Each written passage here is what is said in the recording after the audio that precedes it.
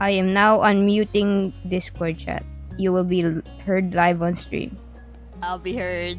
Hello, you will be perceived. Hello, everyone. Is that a mod? Yes, it's a mod. Yes, I'm just a guest here with it. And then this is Jet. Hello. Oh my god. Hello. My chat, it's not working. Hey, boss.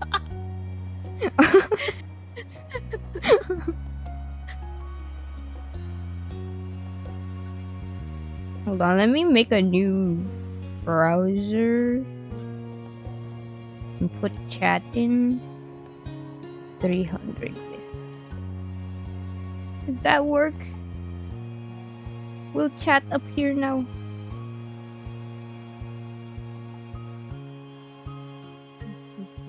There we go. But why does it have a background? Huh? Oh. Filters. Chroma key. Okay, I will copy the chroma key and apply it. Paste filters. Okay. Paste. Alright, there. Make that smaller. There you go. There. Yeah. Egg balls. Huh? Potato. Hello everyone, we're back with More Our Life, the Derek DLC. Unfortunately, Riot couldn't join us. We tried to call out to him. He's not answering our calls. He's probably still in bed. So. Probably still asleep. So Jet is going to be our voice in our head for today. No more. I think he just call me Zeto on stream. So yeah. Alright, Zeto. Yeah.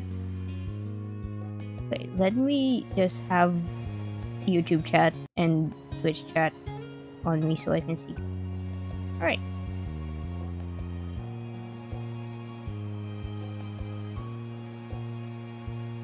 Hello A4, welcome in. Let's load in Victor Orange Slice. I've been playing my save file of the Baxter DLC a little bit. I'm reliving the Baxter DLC again. Ow! Not another bonk. Mr. Husband over there. Yeah. Oh no! Oh, my game froze. Hold on. Oh shit. Let's wait for it to load in.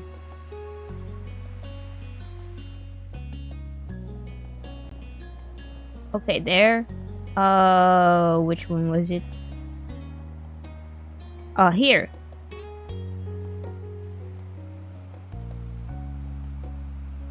Sir Victor Orange Slice. To recap, last time we were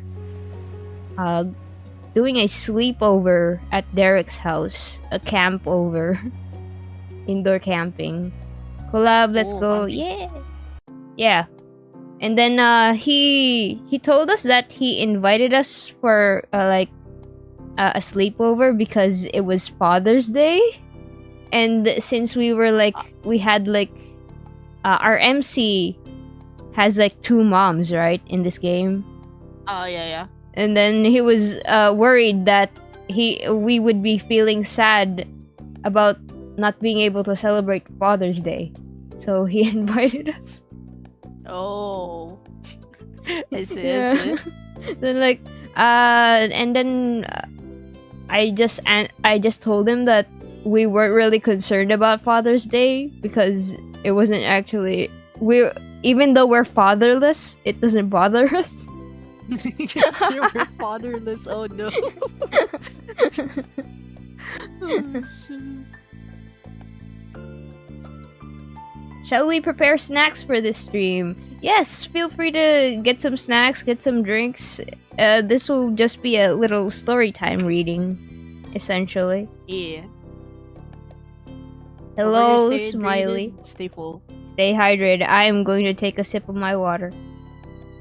Yeah.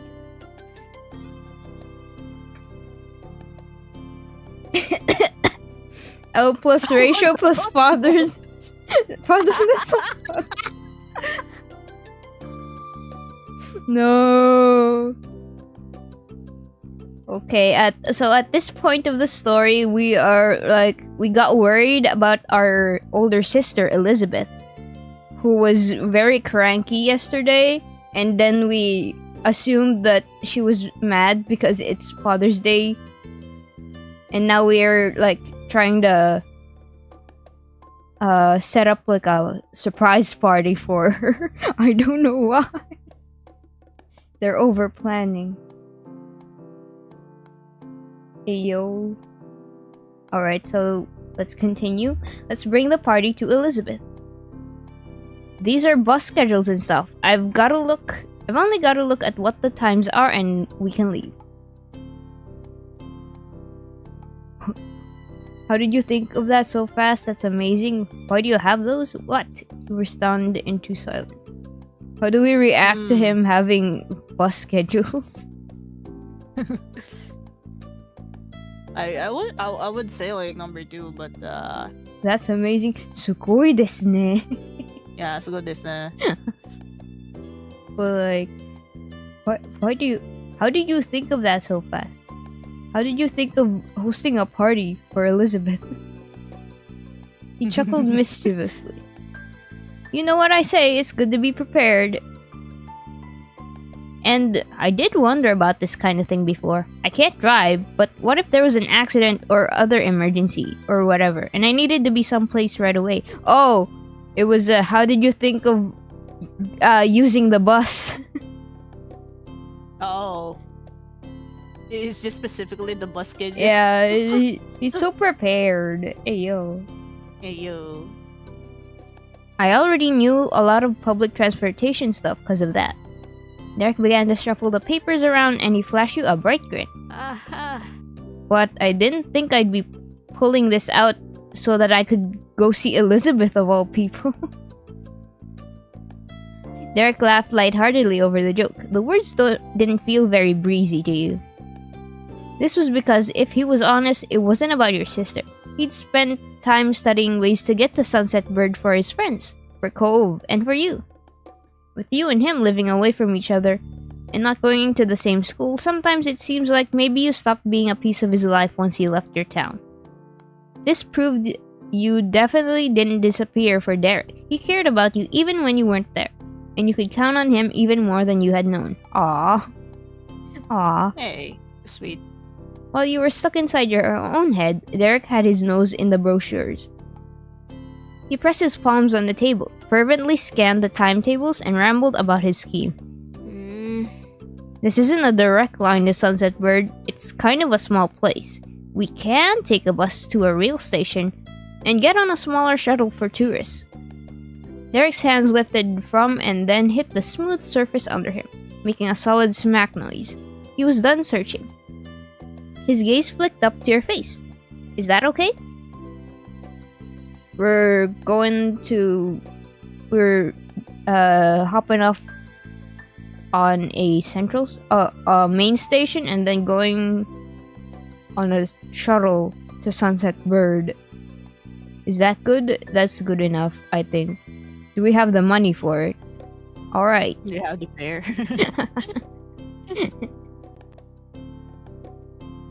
Head pat, thank you for the head pat. Oh my god, 2 head pats? No! Hey, you. Oh, there's just like no! a big head pat and the smaller head pat. Oh no! Mori's blinking, what the heck? No. We can leave a note for Mom for about what happened, or... Derek packed up the pamphlets, sticking them in the crook of his arm. He twisted his head behind him, but whispered to you covertly over his shoulder. If it makes you feel better, we might be able to get back before she even knows. Oh. Yeah. We should tell that we're going to Sunset Bird. Maybe Yeah. we should tell Yeah, we her. should know. Yeah. Yeah. 1 sec. Derek dashed to the back of the room with all the bus schedules in his arm. He shoved them into something and then ran to rejoin you to the front of the condo with a bag swung over his shoulder. Already? He's already packed up? Next, he went into the kitchen to grab a notepad and pen from the counter. He hopped up to his tiptoes to lean over it and scribbled a few rows of explanation on the paper. He jabbed the button to retract the pen nib with his thumb and set it down alongside the note. Let's go. Let's go. Let's do it. Right. You scooped up your own backpack and the two of you locked the now empty apartment behind you. At a brisk pace, Derek led the way out of the condo complex and down the city sidewalks.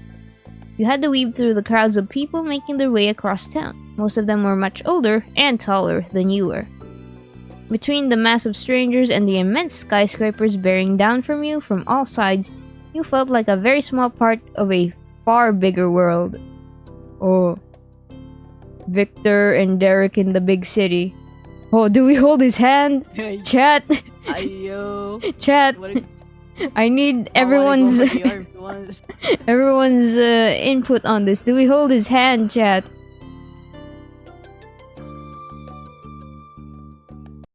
Ayo, unprotected hand holding. No gloves, no anything. Yep. Or maybe Derek offered his hand. Yo. Sure. Let's have Derek initiate. Arm be the protector.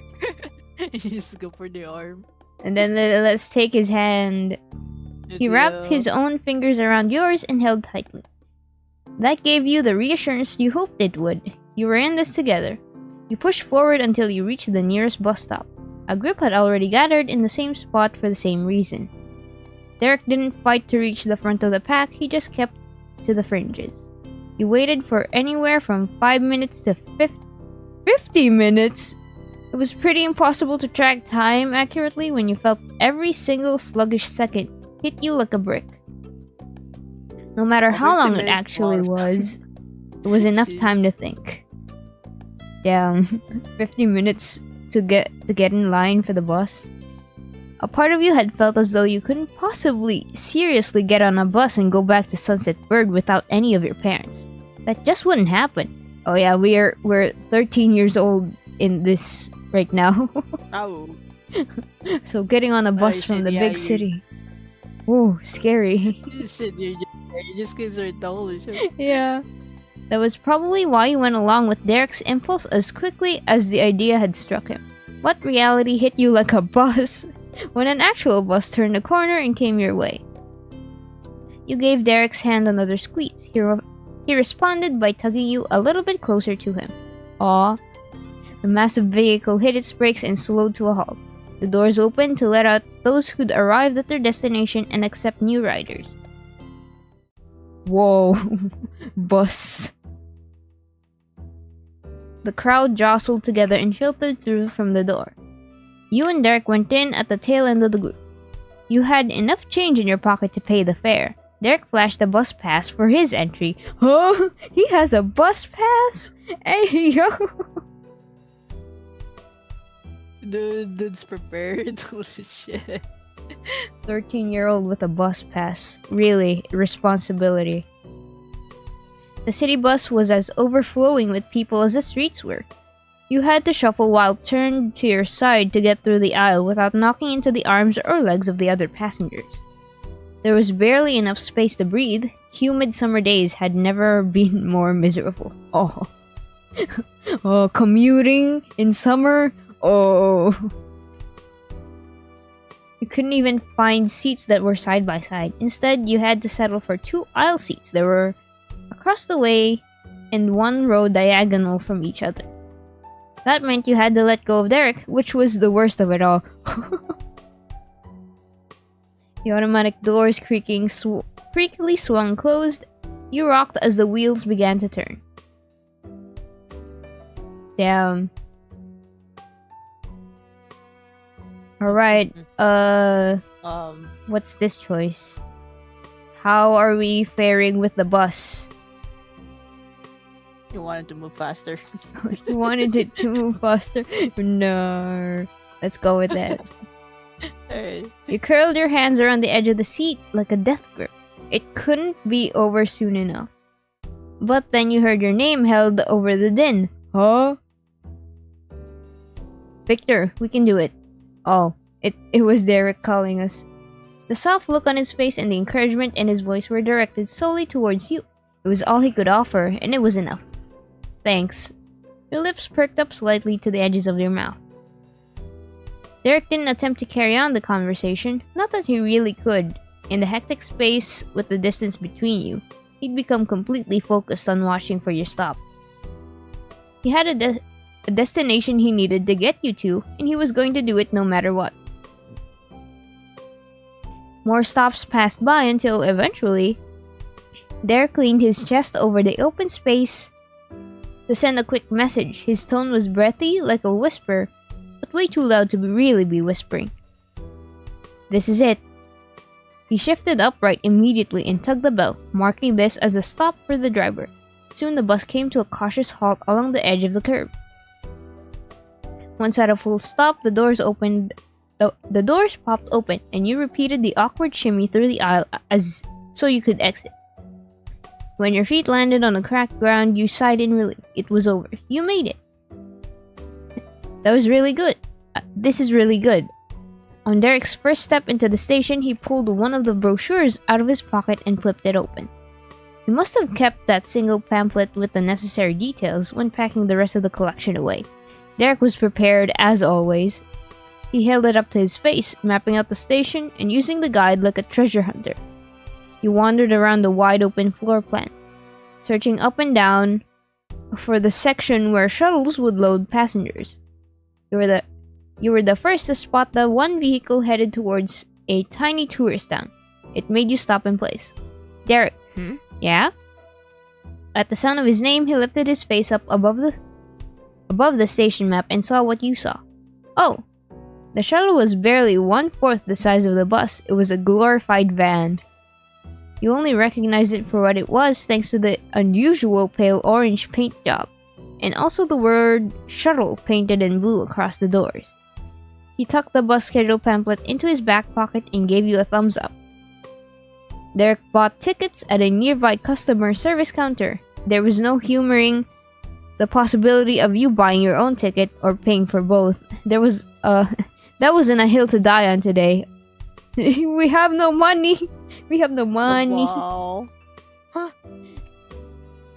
Then you were ready for another ride. You can just like sneak in. Yeah. Mori, I can't decide whose stream to watch. Helpers to other people's stream. Damn, you can watch everyone's stream. Elijah. Hello. Wait, I introduce you to a tool called Holodex. Yeah. Might we introduce you to a tool called Holodex? I'm just gonna stay here. Okay. If you want to, feel free to have a snack or a drink as well. We're in it for a ride. Then you were ready for another ride. Not sponsored by Holodex. Sponsored by Holodex. You poked your head inside the cabin. Only a handful of other travelers were nestled between the 4 rows of seats. From the seat cushions to the smell, the shuttle was immensely more agreeable than the bus. You were even able to get spots side by side this time.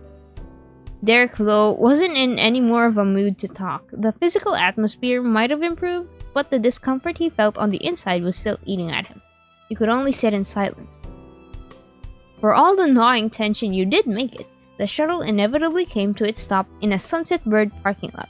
The car was switched off and the driver gave permission for the guests to leave. While the other riders leisurely shuffled around bags set by their feet and readjusted their hats, you and Derek hopped right off into freedom. Derek took a couple stumbling steps after his leap from the car and then he stood in place. He watched your next move, counting on your guidance to finish the journey. It was time to switch roles. Sunset Bird was your turf, not his. You spun in a single circle, scanning the area for clues as to which of the multiple big, flat, mostly empty parking lots you'd landed in. When you swung back around, you got a glimpse behind the shuttle and spotted the corner of the grocery store. You couldn't have been closer to home. Oh, we're at the grocery store. We're near the grocery store.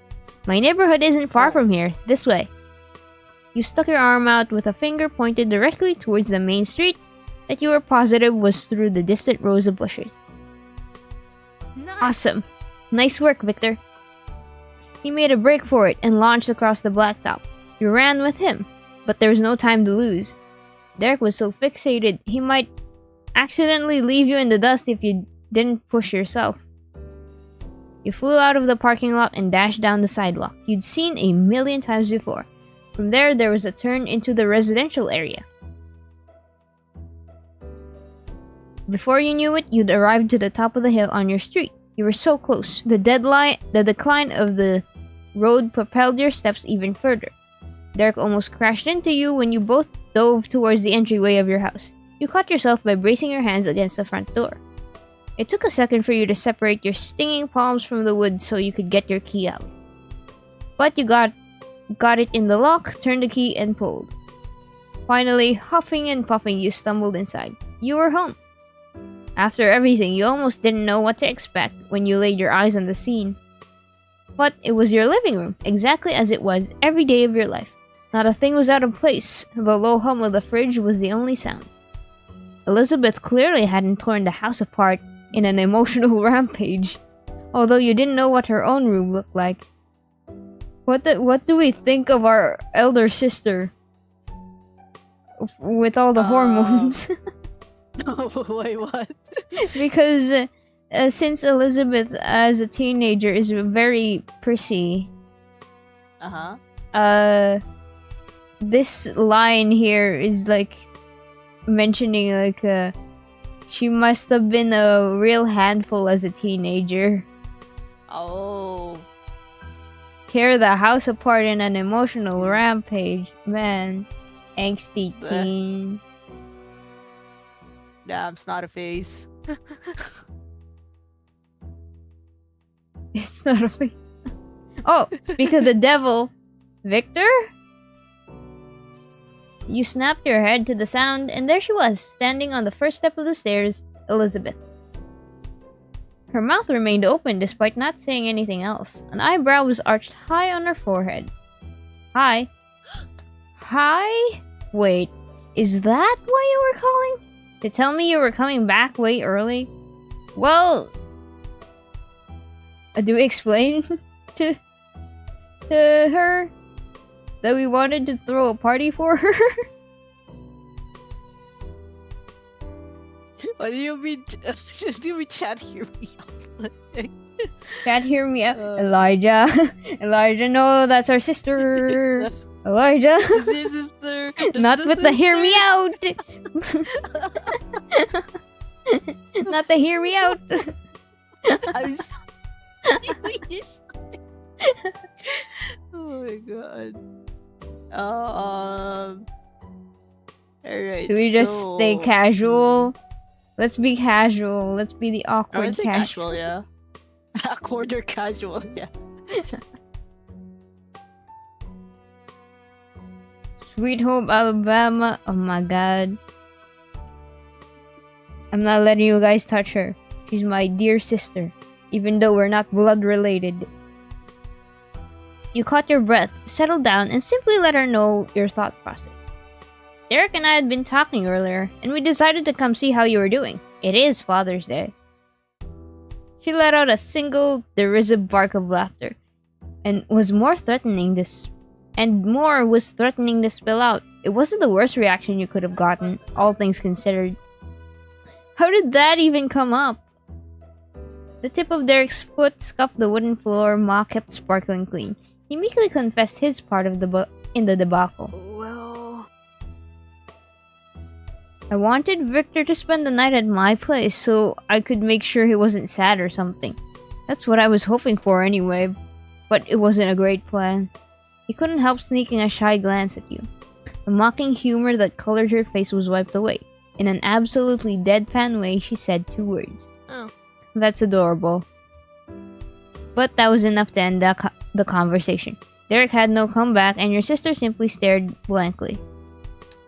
Was this a mistake? Should we not have come? Does that mean you're okay? Come on, how are you really doing, Elizabeth? You didn't speak either. I would say like second. Second, does that mean you're okay? Yeah. A seriously uncomfortable 3-way staring contest commenced. You kept your focus locked on your sister. She did the same to you. Derek flip-flopped between Scary. Elizabeth and you. I swear I'm It's not like that down bad, bro. Okay, Elijah. Alright. Wait till you see her in college. Wait till you see her Oh, in no. college, Elijah.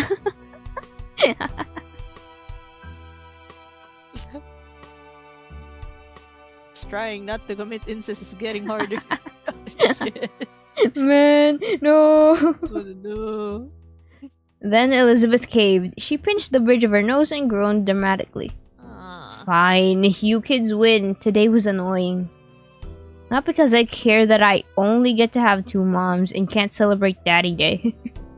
Huh? Daddy Day. Yo, whoa.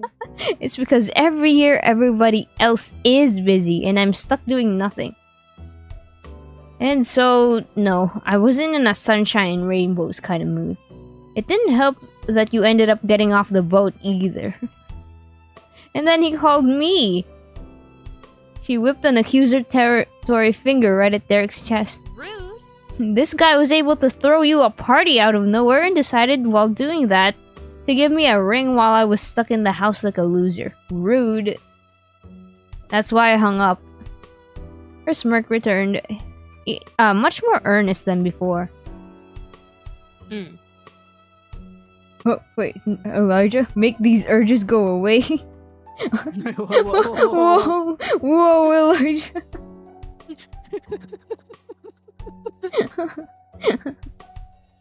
I didn't think you were gonna race across the city to come keep me company.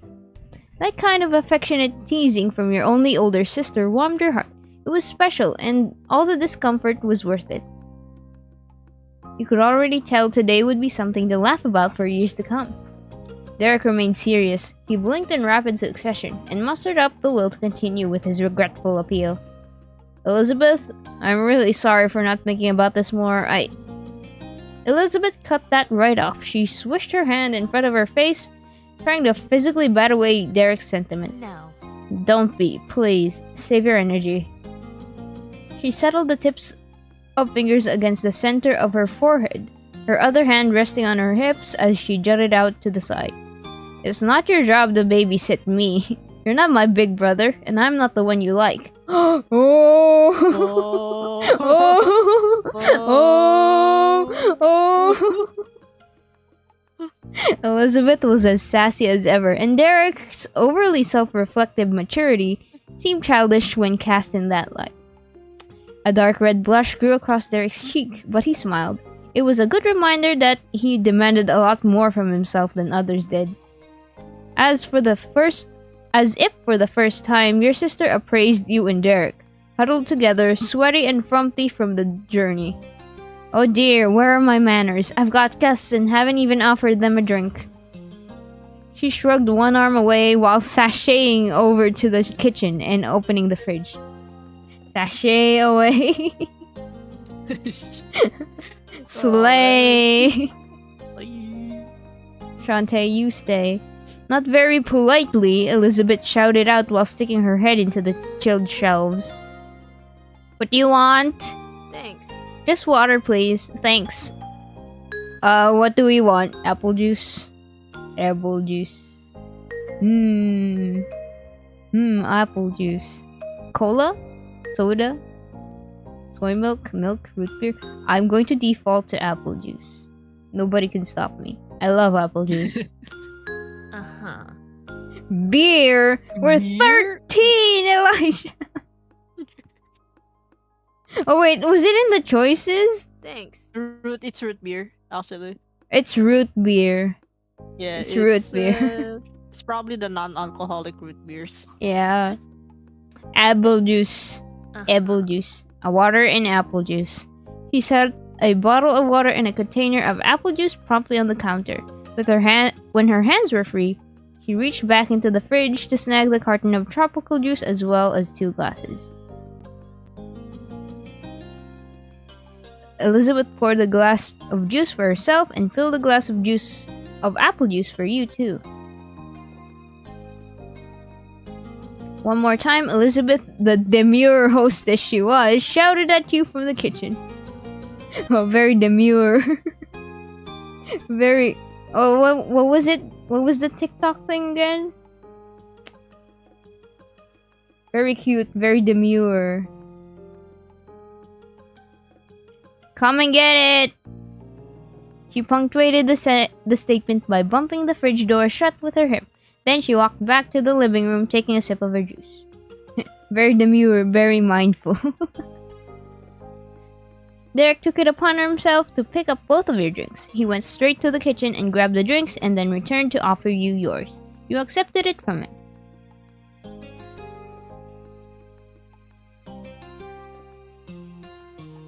Thanks.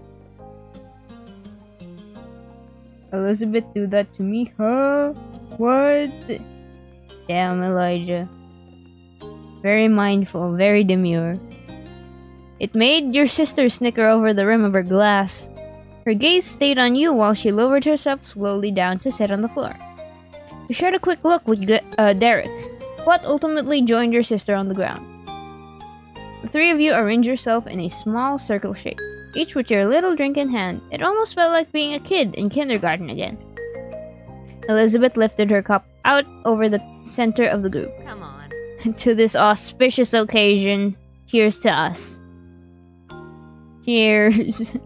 As sarcastic as her tone was, the fun she was having was genuine.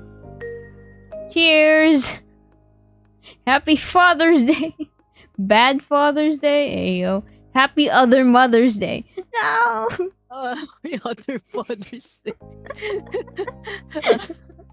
Man, imagine being same. called the other mother. No! Yeah. Coraline! Damn, I really want to say this now. Happy Other Mother's Day! Oh man. Cheers! He thrusted his own drink out in celebration before bringing it back towards his chest.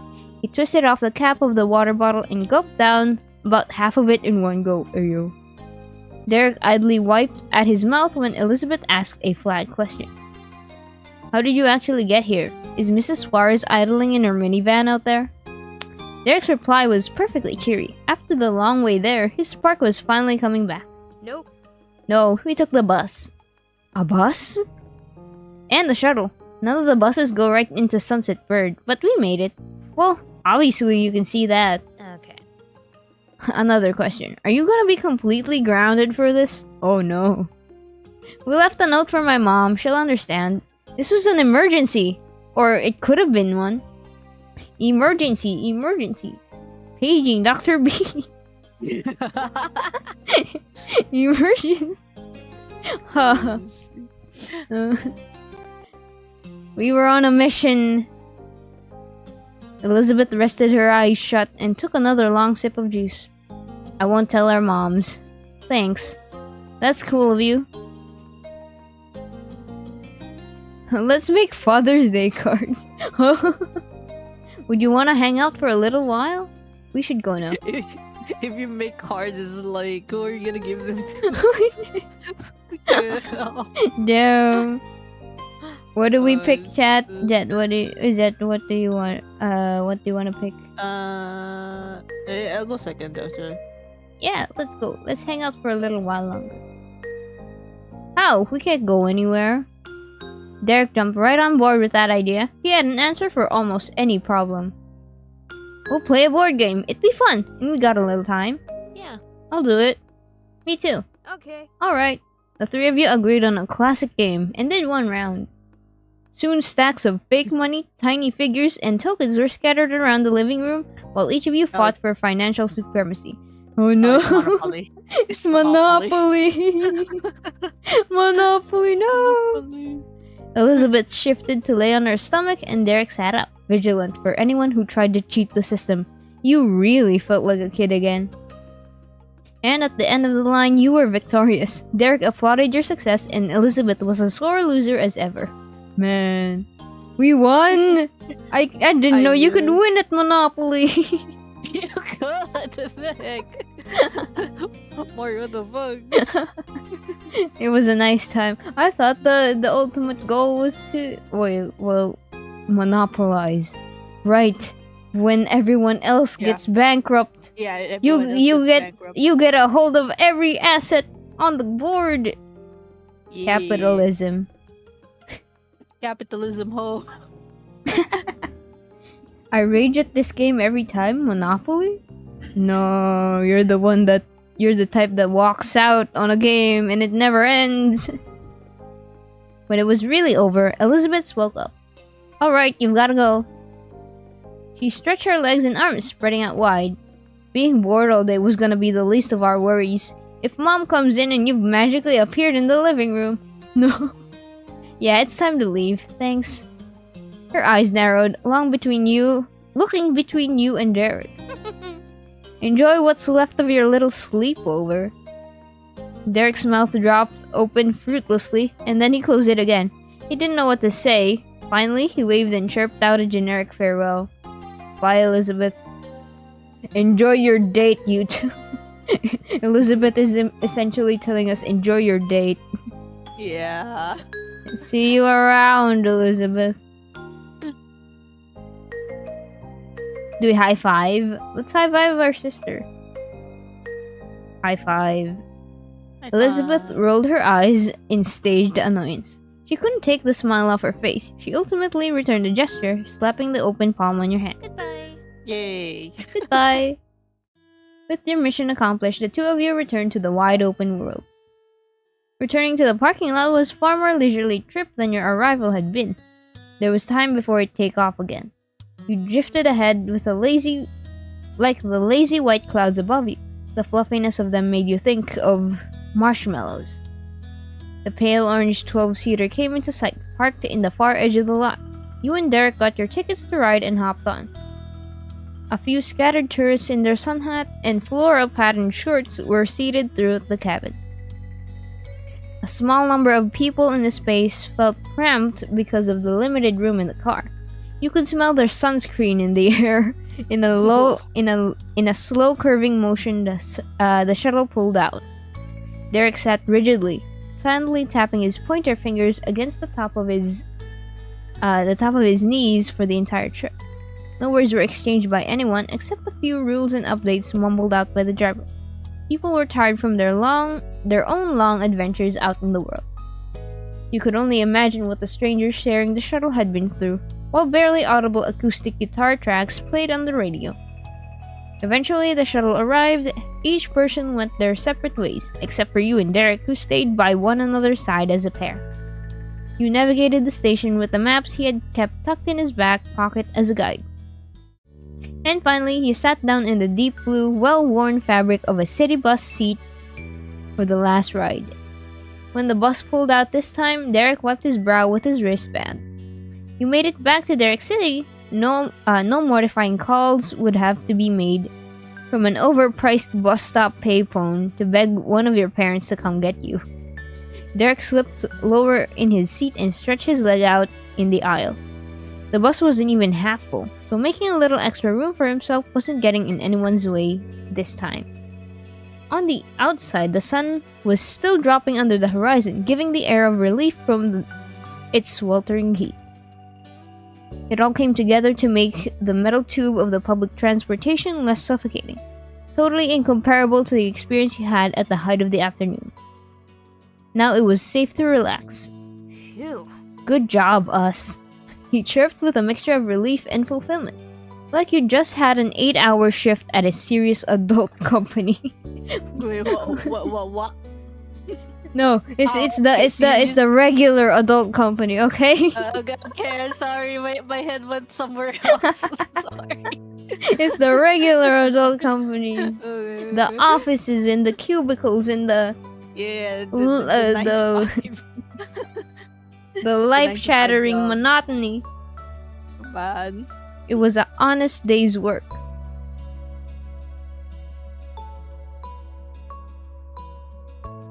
I think this was the best Father's Day I've ever had. It means a lot to me that you were here. I really appreciate all of this, you know. Thank you for helping me, Derek. I really appreciate all of this, you know. Derek made a big show of swatting his hand nonchalantly, which pretty much completely precluded it from being a casual gesture. The grin on his face couldn't even pretend to be unaffected. He was thrilled. I try. No worries, Victor. Siblings look out for siblings. And he looked directly at you. Friends look out for friends. Aww. Aww. I know that I can count on you to help me out with the bros when I need it. For a good team, right, I'm here for you too. Thanks for holding my hand before. Hey yo. Hey yo. Hey yo. Hey yo. Hey yo. Damn. What would Riot do? What would he answer for this? Oh. This is Victor Orange Slice. We're a good team. I'm not gonna be cringe, okay? Okay.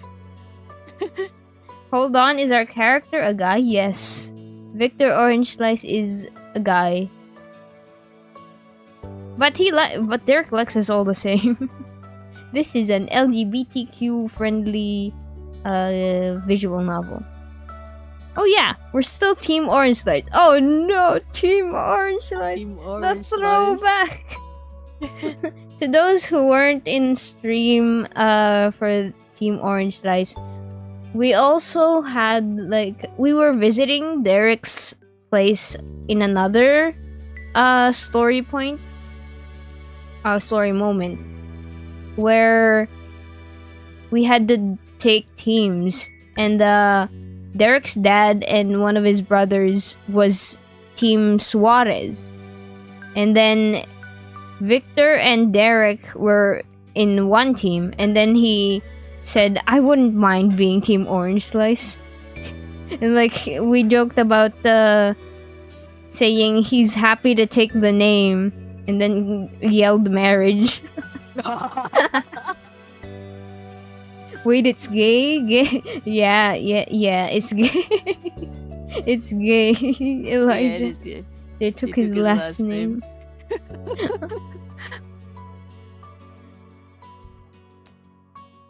Oh. Do we lean on do we rest our head against Derek? Put our arm around Derek's shoulder? Oh, this would be nice. Yeah, this is Put your arm around Derek's shoulders. Shoulder. They're married now. Like a bro Ayo. the third one. Affectionately, you draped your arm across your seat neighbor. Derek's eyes fluttered closed with a sweet sigh. Cute. You were snuggled in for the final leg of the journey, and all you had to do was wait. There was a soft vibration in the back of the bus. It slowly went up to your spine and all the way down to the tips of your toes. During the ride before, the sensation had frayed at your nerves. Now it was soothing. Engine purr.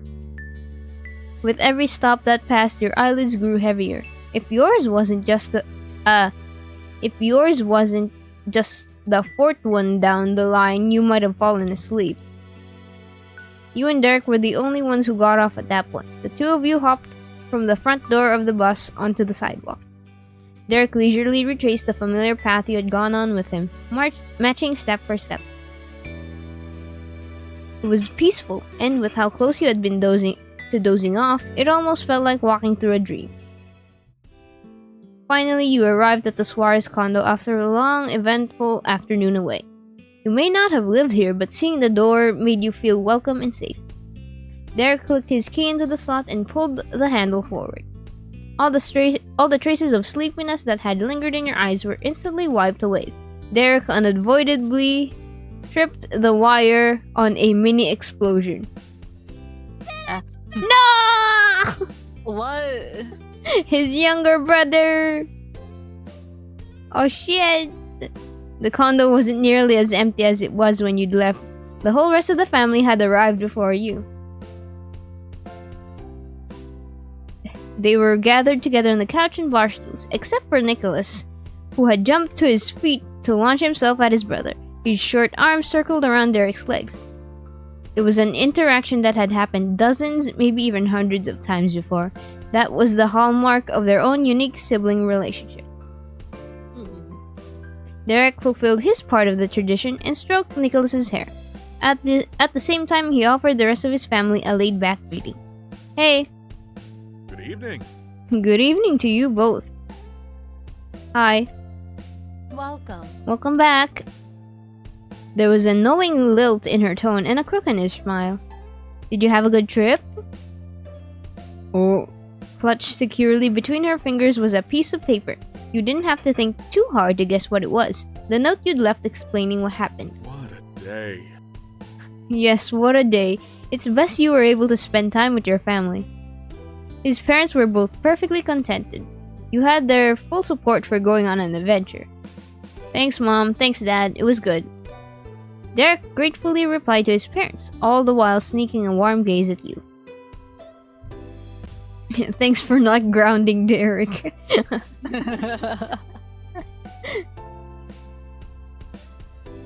Oh, what do we say? Skibidi Sigma just gained 100 aura points and now has W Riz. What are you saying, Elijah? Chat, what's he saying? The word, what do they mean? I also don't understand either. Oh my god, I think I'm too old for this. Alright, let's just do a joke. Thanks for not grounding Derek. Yeah. We've never had to ground Derek. He punishes himself so much that we don't need to pile it on. Bro. He punishes himself so much that we don't need to pile it on. Man, the responsible sibling behavior, for real. Mom, please. Nicholas simply held tight to Derek's jeans the entire time. Happy he was there and totally unaware of what the older people were talking about. George stood in between his parents with his arm pressed to his sides. He had been listening with bemusement, his thin eyebrows pinched and his lips pursed. Now what? Mrs. Suarez snickered cheekily, resting her actual cheek against Mr. Suarez. I hate to say. Well, I'm sorry to say, you better turn right around and go back the way you came. It's time to bring Victor home. But don't worry, I'll drive. Oh yeah. Oh, but we're going back. We're going back again. We're going back home. With a wink and a grin, Derek scratched the back of his head. You chuckled right along with his mom. You had a great time staying with the Suarez family, but we're very much looking forward to seeing your moms and being reunited with your own sibling after a humorous short time apart. There would be plenty more moments of fun and laughter to come when you were. Thanks to Derek, it was truly an occasion worth commemorating. And that's the end of the siblings moment. Yippee! Back to Elizabeth! Alright, which one should we do next? Boardwalk or soiree? Man, I really wanted Riot to be here when we did soiree. But unfortunately he's not, so I don't know what to do now. Soiree? Can I say this? Sorry. Sure, let's do soiree. I think this one's relatively shorter. I don't know. I've passed through this, but I never... This was actually a part of another DLC. For step 2, I think. Yeah. This was... You could, words. Words is difficult. This was part of another DLC. Where you could ask to go with Cove, but this time only Derek's content is available. We don't have the Step 2 DLC, so we can't actually get Cove in this moment. Mm-mm-mm. But there is a surprise at the soiree. I want you all to see. Yes, yes. Mhm. You'd whiled away the morning, doing whatever struck your fancy. Now you were recharging with lunch. With nothing on the horizon, you were free to spend as much or as little time on your plate as you wanted. It was while you were thinking on all the possibilities for your afternoon that your moms approached you. Hi. Hi, Victor. You okay? Mouth full, you nodded in reply. To your surprise, they both sat with you at the table. Based on the time, you had wondered if they were joining you for a meal, but neither of them brought anything. Oh, they're the type of family that sometimes doesn't eat meals together. Mhm. Are you is anyone in chat like that?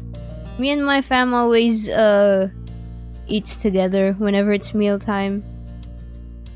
So it's more weird for us to see people like having different meal times than having the same meal time. Yes, we eat separately. Yeah, actually, Damn. you eat separately. We used to eat together. Yeah. And, yeah. I just bring the food in my room. Sorry. Man. I Uh, eat upstairs because my dad comments on my food. Ayo. mm.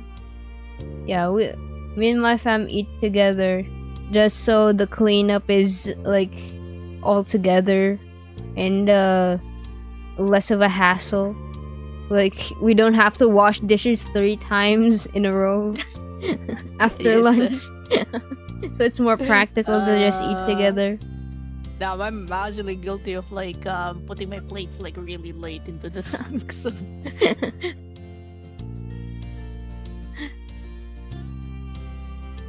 My dad makes me eat everything, girl. Well, that's parents for you. yeah, that's actually my dad actually does that too. Yeah. Even though I don't like eggplants, they know I don't like eggplants, but they still make me eat them. I don't though. I don't eat them though. Eat the eggplant. Eat the eggplant. Alright. Great. We wanted to have a little chat with you. The qualifier little did nothing to downplay the situation. Your chewing slowed as your eyes widened, looking from one parent to another. Anything that required both of them to talk to you must be something big.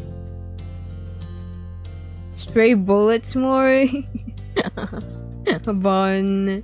No. Not the eggplant emoji, Neil. Boo. No. Oh, I'm so scared. Are we excited? Are we unsettled by the prospect of what they're going to talk to us about? Are we irritated? Let's say excited. Sure. Well, knowing Riot, anything impromptu would be something of an irritation to him. Yeah.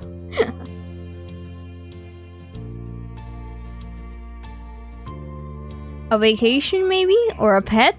A revelation that they were actually undercover agents? He leaned in, eager to learn more. There's a soiree at the Cypress tomorrow night. Your ma and I are going.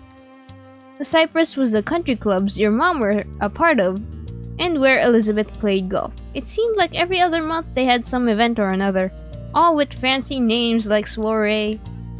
You nodded eagerly, anxious for Mom to get to the good stuff. Mom chuckled at your poorly concealed reaction. Leaning in, Ma took your hand and squeezed it.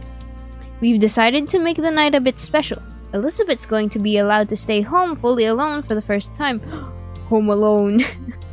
Elizabeth home alone. Oh no. Oh no. You'll still be coming to the party with us. It's Elizabeth's night to party with no family around. Not yours, sorry. You've got to wait a couple more years. Oh no. Oh man. Oh man. What's the soiree going to be like? The usual. Well, mostly. We wanted to make it a special night for you too. So we've got something a little extra planned. That was unexpected.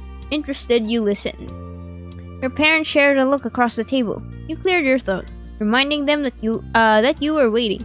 They couldn't keep dropping such hints, then turned coy when the conversation was about to get good. Well, Since it's a pretty fancy party, that's still chaperoned, and the attendees are allowed to bring a guest, we thought it might be a nice opportunity for you to invite someone yourself as a date if you want. Oh, date? Oh, date? I'm gonna have a little sip of my water.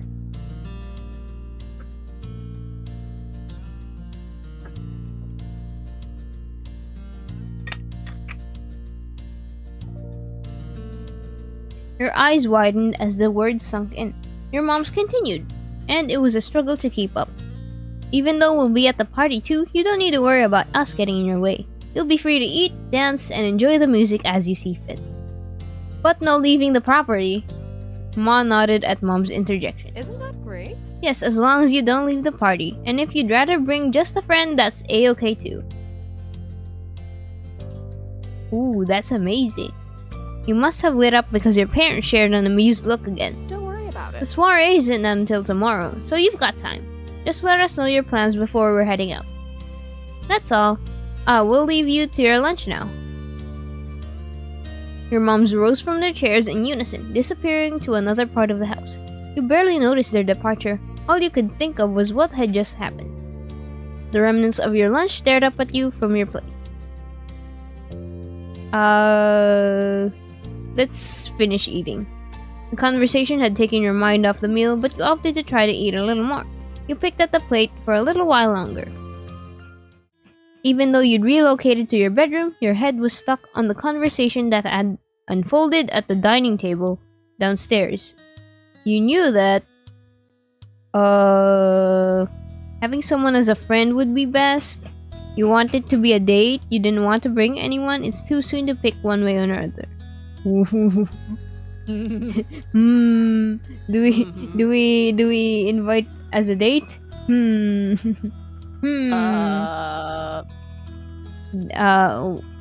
What would Riot say? Yeah, what would Riot think? This is our future husband. Yeah, it'd be a date. Yeah, Riot Yeah. would pick a date.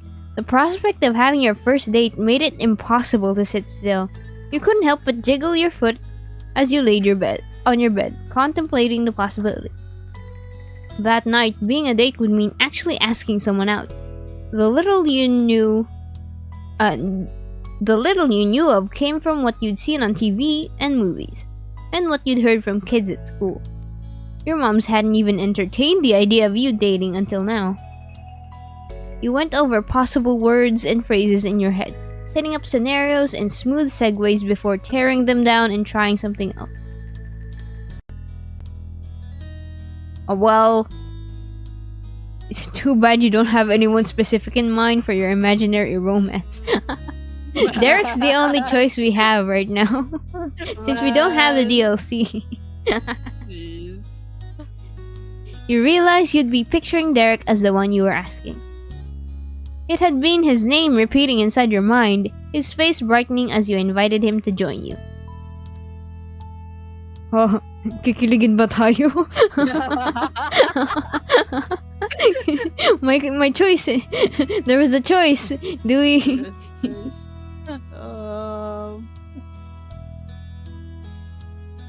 Damn, do we stay calm about this or do we freak out? Probably freak out. I don't know. Yeah. We bury our face in our pillow, not wanting to continue after noticing. Or do we continue daydreaming? I just realized that was the option. Okay, Elijah says calm. Okay, calm. Let's continue daydreaming. You let your train of thought continue a little longer. You clearly pictured his pretty green eyes, the way he got a tiny frown when he was nervous, and tried your best to guess what he might do next. Oh, daydreaming for real. Pretty green eyes. Ayo, Victor, you got it bad. It was nice. You liked him. You knew you were supposed to be friends, but you just liked him a lot. You wouldn't be able to stop thinking of him even if you wanted to, and you didn't. And that was it. You decided to call Derek and invite him to the party. Yeah, we're inviting Derek. You're relieved to find the phone sitting in its cradle in the living room. Picking up the address book your mom's kept close to the phone. You flick through until you found Derek's number under Suarez. You tapped the numbers into the phone and waited for someone to pick up. Ring ring. Hello. Hello, Suarez residence. Good afternoon, Mrs. Suarez. This is Victor Orange Slice. Can I talk to Derek? I'm sorry. Oh, I'm sorry. He's out with his brothers right now. I can get him to call you back. Ooh. Yeah, we could wait. Thank you. It'll be really great if you could do it today. I'll see what I can do. You traded goodbyes, hung up, and found a place to relax in the living room. That was as far as you got in decision making. You let yourself sink down into the corner of the couch and remain stuck against the plush cushions. That's gay, joking. Daydreaming is gay. For real, for real. Real, man. Your plan A was on hold. More than that, it was hung up on. But you'd committed to waiting to hear from Derek, so waiting is what you had to do. The remote had been carelessly left on the green stool, almost certainly by your big sister. You lurched over the armrest to reach the TV device.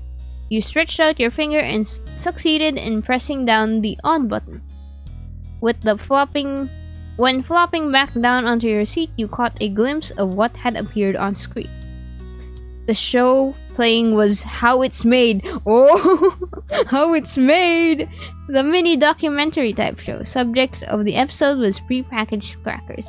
Man, How It's Made! That throws me back, yo! I would sit on the floor watching that 30 whole minutes. Oh, shit. You didn't have the motivation to actually pick up the remote to change the channel. You simply let it play. After discovering how ice is added to the flour when mixing the wet and dry ingredients, a jingly ring echoed across the room. Someone was calling. That show was bangers. That show was the bomb. Alright. Let's answer. It was ringing. Ring ring. Hi, who is this? The initial answer you got was a series of cheerful chuckles. It's Derek. Hey, Victor. I'm really sorry I missed you calling before. I was watching the little bros at the park. Thank you. Hey yo, Mori bro went into the room and he got me a plate full of pasta. I don't think I can finish this. Hey yo, this is too much. Ah. Oh well. Oh, it's still like steaming too. Oh, it's, Hold on, let me take a bite. Hey. Asya, bawas eh. Madami ba? Ubusin mo na no. Oh, sige. Water. Water. Food ASMR, snack ASMR. Ooh.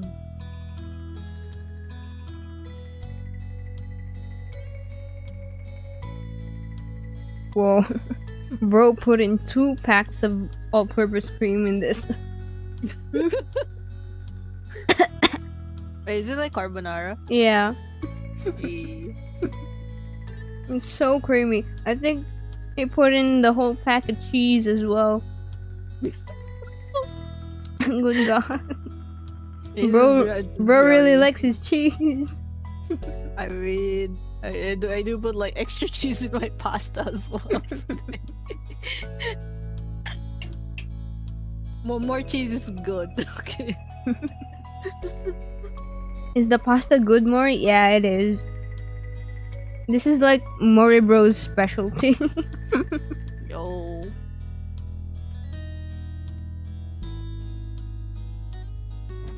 There's no such thing as too much cheese. See? Yeah, I agree.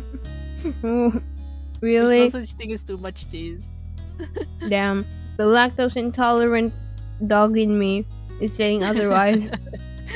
And I have like pineapple juice with me. Oh no! No. Dairy and then pineapple juice. Oh my god! I'm gonna have an appointment at the toilet right after this. Oh shit.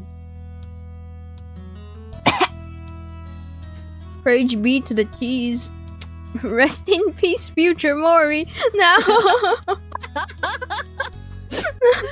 No. Oh, 07. Meron na ako. 07, man. Mom came to find me. She did? Yeah, so I could call you back. Oh, Mrs. Suarez did you a big favor. Could she tell it was important? But thanks for calling. Was there something you wanted to talk about? Yeah, I'm going to a soiree tomorrow with my moms at the Cypress Country Club. Cool. Cool, you've got to tell me what happens when you get back. You'd officially gotten to talk to him about the party. The time had come to do something with the opportunity. Rip future Mori and the toilet. What the heck? Rest in peace, toilet. Man. With them. Okay, do we actually make it a date? Or do we ask him as a friend only? do we wuss out? First, Make it a date. Make it Sure. a date. Oh, how do we tell him? How do we tell him? I want you to be my date for the party. Straight up, you want to go to a date with me? My friend said it would be alright if I brought a date, and I thought maybe... Would you go to the party with me as a practice date? Oh, ayo. Oh. Which ones?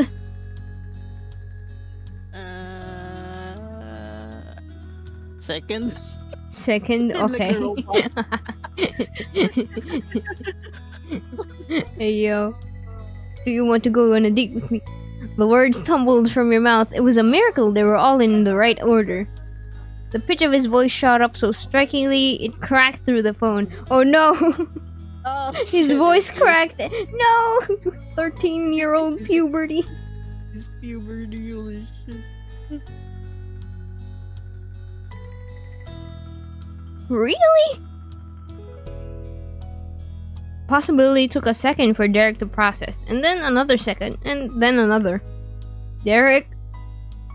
Finally, he gave the rushed reply. Oh, no, yeah, I wanna go. You're supposed to take a date to a party like that, right? It makes sense. Yay! Alright. You exhaled deeply. Thank you. You're welcome. Huh? Why would we say you're welcome? Thanks for inviting me. You're welcome. Yeah, just go. Do we just say yay? You just go yay. Yay! Yay!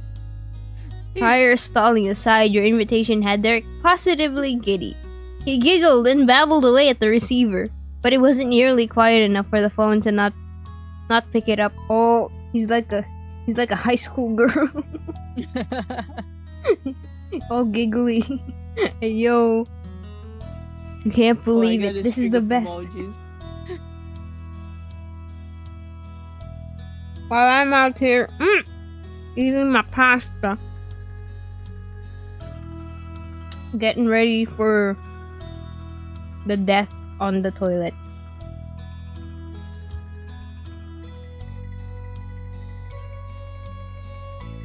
Then it's a date, Derek. It's a date. Ah, whoa, there's a voice line for it. Did you guys hear it? I Damn, did. it's a date. Hey, yo. It's a date. Cute. You smiled widely. It was going to be a special night. Oh, okay, I hear it.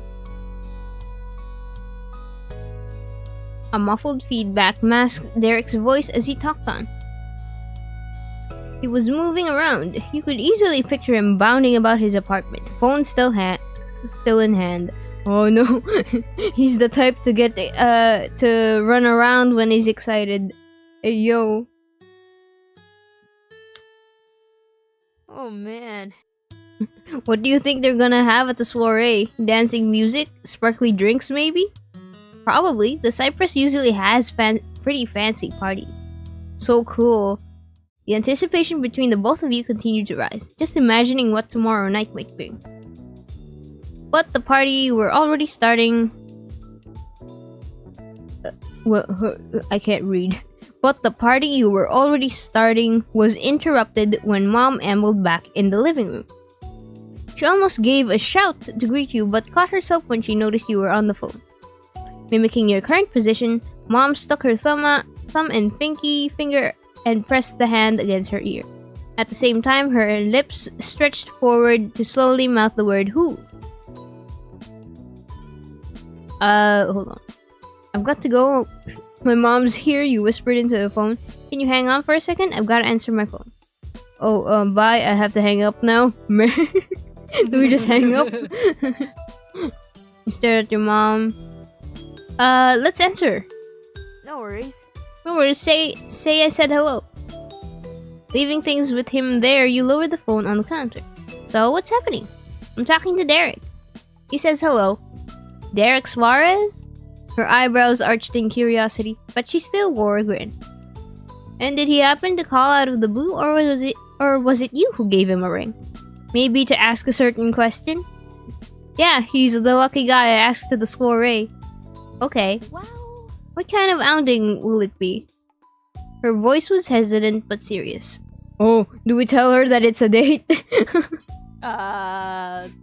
we tell her? You know what it is.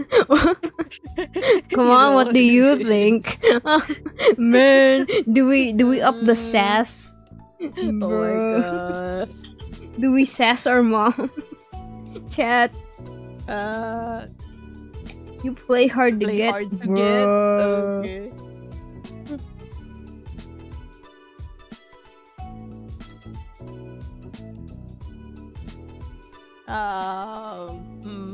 Sass her, you know what it is. You know what it is. Mom nodded in understanding. She wore a wispy smile. Would you mind putting him on speaker for a second? I need to ask him something about tomorrow. Oh, the request caught you off guard and you fumbled the receiver for a second. But you got it under control and hit the speaker button. Yeah, we need to figure out the logistics of getting him here.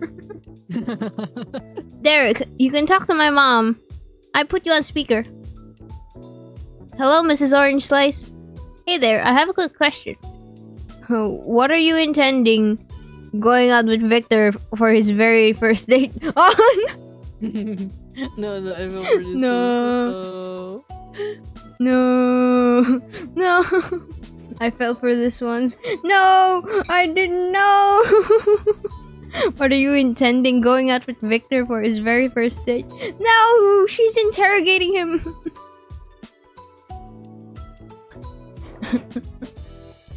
To be super good to me, that's what? Isn't that right there? Yeah, Derek, what are your intentions? Oh my god. We dogpile on him. You're putting him on the spot.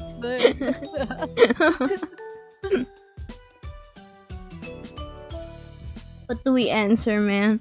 Yeah, what are your intentions? Let's pressure him. You spoke through a jokey grin.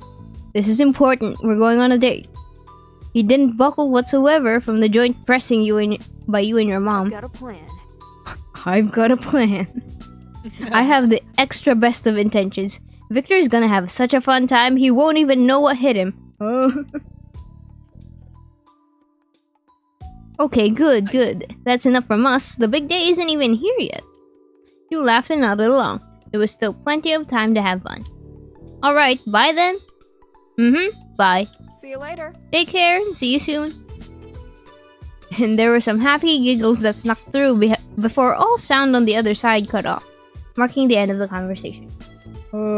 Let's eat some pasta to that.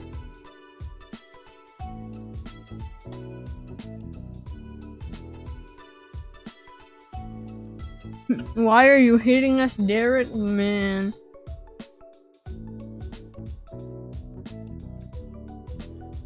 Okay, didn't we hit first? We asked him out on a date. We hit Okay. first. Yeah. Would you mind if I borrowed the phone now? I'll give Derek's parents a call back and get everything squared away. You held the receiver out and Mom scrolled over to pluck it out of your hand. Thank you very much, kiddo. Your part of the prep work was finished, and the rest of the afternoon passed by just like that. Back in your room, your mind was alight with the visions of tomorrow night. The soiree was something, but not nearly as exciting as going on your first date. You were thrilled that Derek had actually said yes, that he was your genuine date to a party. You hugged your knees to your chest, overawed by the thought. The night couldn't come soon enough. And the evening of the soiree had arrived, the daylight hours having slipped away in a blur. Up in your bedroom, you were getting ready for the big event. That was your intention, at least, but you hadn't settled on an outfit. Stationed in front of your wardrobe, you scanned over the clothing you had at your disposal. Though Ma had mentioned this event was a bit dressier than a normal get-together, you didn't necessarily have to comply. Do we wear something formal?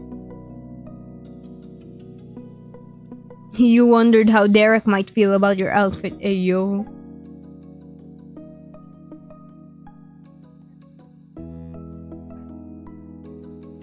Oh? What? Formal?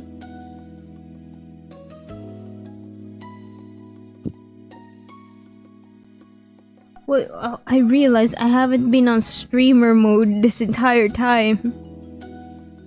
Wait, what? On streamer mode on Discord. Damn. Oh. I didn't even hear anyone. Yo. Apparently it's an accident, so.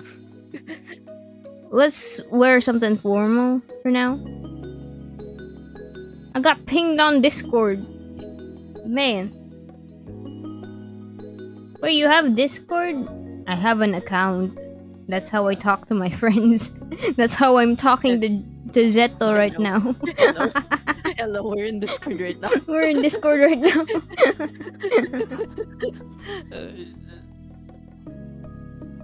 You attempted to decide between the nicer pieces in your wardrobe, the ones that rarely had a chance to come out. You decided to dress formally because you were dressing to impress? You had to put the things you own to use.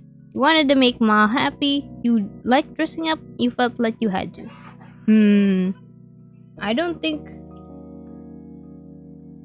I think we'd enjoy dressing up like once in a while, maybe. This is more a roleplay option, honestly. Hold on. I'm eating pasta. Eating pasta while deciding what to wear. I like dressing up.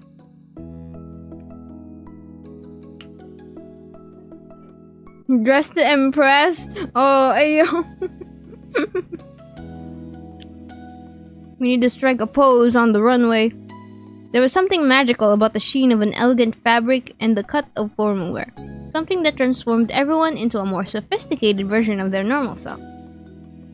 To start, you decided to wear a button-down shirt because we are Victor Orangeless.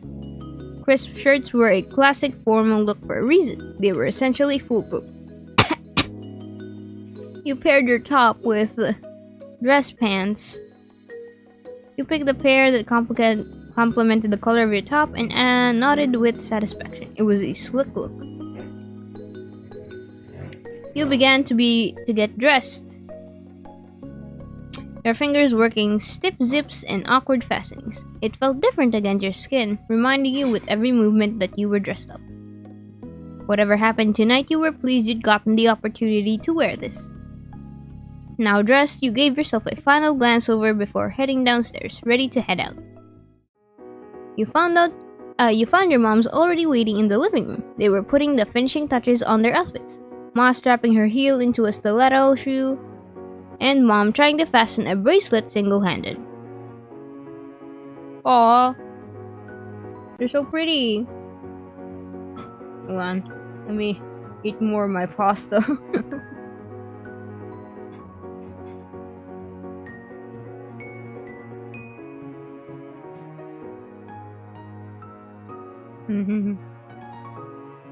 Before it gets cold, I need to finish this.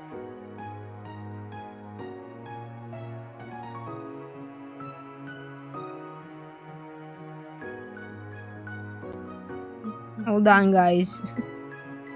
The pasta is in tangles. I mean, it's a pasta.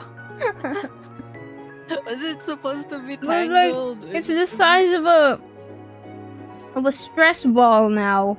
I'm trying to lift it with my What the- fork, and it's the size of a stress ball. Shove it. It's okay. Bro. You choke on the pasta.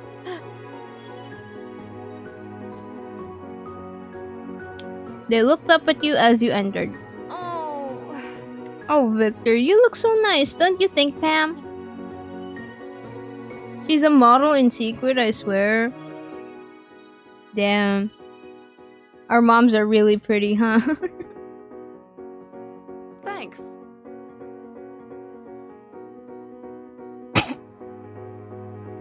Thanks for dressing up, Victor. I hope the party will be prepared for your arrival. You look sharp. Mom was still struggling with the bracelet. You lent a hand, literally, by taking one side and holding it as she secured the clasp. Thanks, kiddo. Elizabeth flittered down the stairs, her eyes narrowed. What? You still here? Yes, but not for much longer, hopefully. Wait, I know you're excited, but we haven't even said goodbye. And I want to go over how things are going to play out. Elizabeth sighed as Mom began listing the rules, ticking them off on her fingers. Make sure to hydrate more, especially after that mouthful of pasta. Yeah, I did. I drank some pineapple juice, which is bad for the throat. Wow. No ordering takeout or other deliveries. Man, you can't have anyone else come over. I'd be fine with not having anyone else come over, but no takeout or deliveries? Man. Well, it's not like I have access to takeout or deliveries here at my home. Uh-huh. She nodded, resigned to her fate, listening to a set of rules she could predict without so much as a glance at a crystal ball. I'm not even allowed to stay home alone. I'd be grateful, huh? If anything happens, you can call us or go across the street to the Holdens. Keep the noise down. The house might be empty, but there are people all around in the neighborhood. Usual house rules still apply. Don't do anything you wouldn't do if we were here. Alright. And we'll be back no later than 11:30 p.m. But we'll call if there are any issues, so don't tie up with a phone line all night. Right, all done? Can you go now? Ma strode over and swept Elizabeth into a hug. Her sister let out a small noise, her eyes widening, and suddenly looked much less like the smug teenager she acted like. You're such a big girl now, I can't believe it. Elizabeth rolled her eyes. This wasn't the quick departure that she'd been hoping for. Any chance of it ending soon vanished as Mom joined in the hug. Neither can I. It feels like it was only yesterday that... Oh no, she's reminiscing. Oh. Elizabeth groaned, trying to cut the reminiscing off without success. Hi, Alexis. We're reading a visual novel right now. We're going on a date with Derek.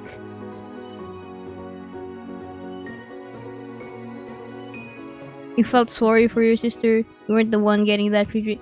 We join in the hug. Do we join in the hug? Yeah, let's join in the hug. Mom and Ma held out their arms to you as you approached, welcoming you into the hug. Elizabeth whined, eager for this to come to an end already. Jeez. Can you all just go? Jeez! Your family disentangled from the hug in time to catch the doorbell ringing. Oh, the guest of honor is here! Oh no. Oh. She raced over to the door. As Ma predicted, Derek had arrived on time and he was ushered Oh, inside. nice. You look very nice, Derek. Same. Hey yo! Thanks, Mrs. Orange Slice, so do you. Derek pulled at the ends of his little polka dot bow in satisfaction. I never realized it was polka dots. I thought it was just a black tie. Hey yo. There's polka dots. I can see it. It's so tiny though. It's so tiny. His gaze, though, not so subtly sought you out. Oh. And that's going to you too, Victor. Classy. On the final words, his voice faded away softly like rays of dimming light. His words took you by surprise. Derek usually avoided commenting on your appearance, but you were happy to accept the compliment. You attempted to control the grin spreading across your face. The small statement had made a big impact. Teeny weeny polka dot pie. Polka dot tie. Teeny weeny yellow polka dot bikini. Oh. What was that song? Wait. Yeah, I know that song. I just forgot the title. Yeah. But... What were the rest of the lyrics? Teeny weeny yellow polka dot bikini. I'm having a shove at the pasta again. Damn, this is a lot of garlic. I can taste the garlic now. Oh, shit. Wait, that's actually the song? What the heck? Itsy bitsy teeny weeny yellow polka dot bikini. That's the actual yeah, that's the actual title by the Man. I don't know the song. I think it's an American song. It's a really old one. Actually. Yeah. Very old.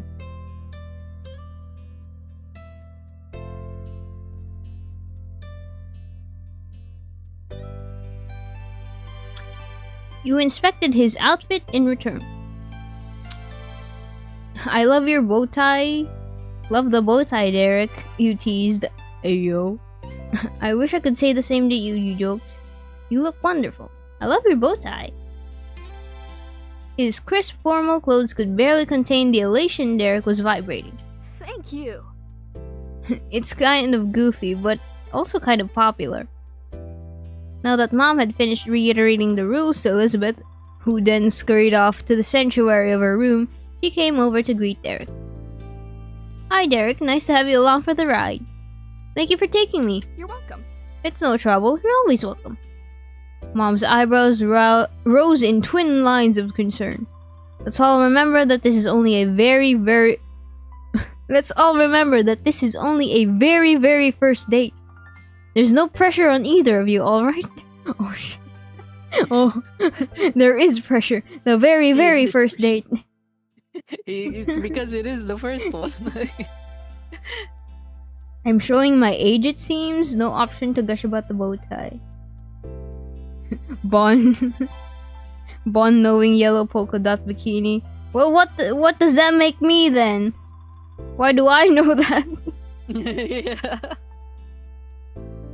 I ain't an American. I don't measure in hamburgers per eagle. How tall is Mori? About 5 hamburgers per half eagle.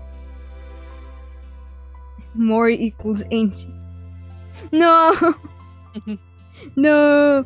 I was born when there were no calendars. I need to remember it is in your lore, right? I'm pretty ancient. Yeah. No pressure, yeah. His absolute enthusiasm began to dim at that statement. Luckily, Ma came over and cheered him on. Mom's the cautious sort, sweetie. You don't need to look so worried. Mom smiled reassuringly. She didn't intend to scare him. Ma laid a hand on her shoulder. We should get to the car. There's nothing fashionable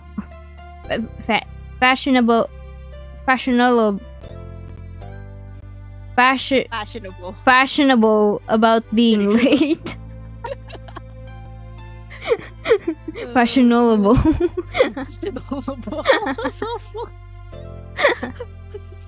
Oh, and before I forget, thank you so much for getting here on the dot, Derek. That's appreciated. You're welcome.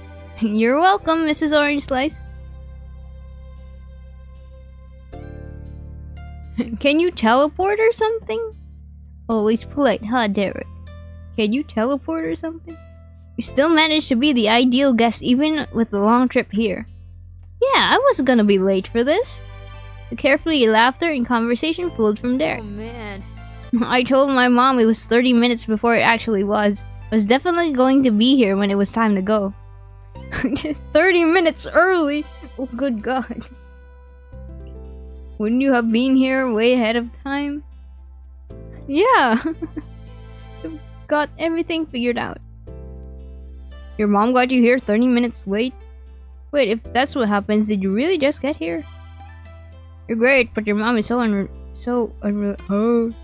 No, we're not gonna insult his mom. Would you be here way ahead of time? And then the stream hit a block. Derek broke eye contact with you. He poked at his pants hemline, tucking his shirt down more to keep busy.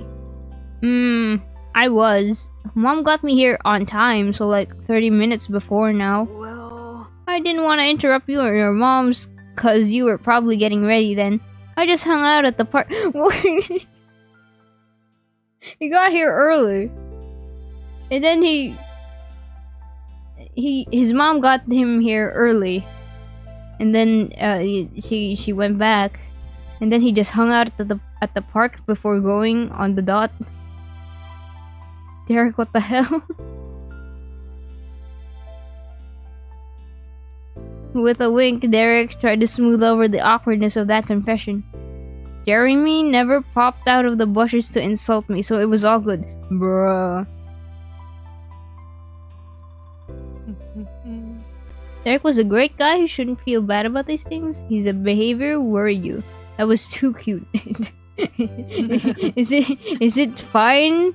Was that okay? Did Victor really think it was cute to be extra early and then you just hung out before time? Bro. Bro. Bruh. Well, I don't really care. But he shouldn't feel bad about that.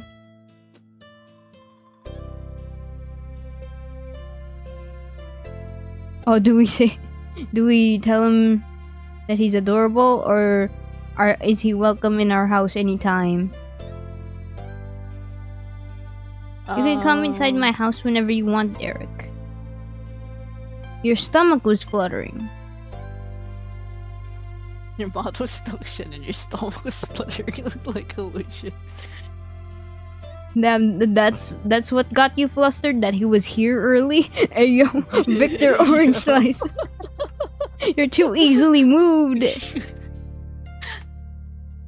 Pwede naman maaga, diba? It's okay. It's fine to be early. Yeah, it's fine. But just hang around in my house if you do get here early, man. I don't want you hanging around at the park in your fancy dress shirt. He kicked up a leg bashfully, giggling the whole time. Thanks, I wanted to make a good impression, but I know you would have been cool about it. And even if I did have to be bored for a while, at least it was here in your neighborhood. You never know, there could have been traffic. Or what if George fell off a gate and broke his collarbone again? Huh? George fell off a gate and broke his collarbone before? Yeah, when he was 8. Oh. Man, he's just prepared for anything. But you invited me to a soiree. My life would be over if just one of those things came up. And, oh well, guess we're not going after all happened. My life would be over. You're being dramatic, Derek. Damn, the dramatics of a 13-year-old. Those were the days, huh?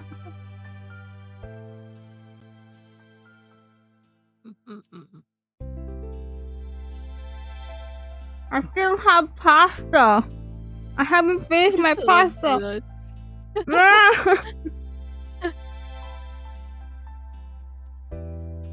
13-year-old was simple times? Maybe. As a teenager, I can agree. Wait, is it really simpler times? I think a lot of the social pressures make it really hard to appreciate being a teenager at the time. But once you like grow up and you grow beyond those like teenage social pressures, you really miss being a teenager, huh? Yeah. Like all the gossip and stuff, that's practically nothing. Like all the mean kids, they don't matter. You just miss being a teenager and being having no responsibilities, only having yeah. school. Yeah, taxes a bit. Taxes? No, you remind me. Not taxes. The tax. Yeah, the taxes though. How much pasta do you have? I'm about to finish it. I'm just eating up the remaining mushrooms. Don't worry about it. It's because Mori bro portioned my plate. He eats a lot. I don't. Let me just finish this up, okay? Share, joking. It's already finished, man.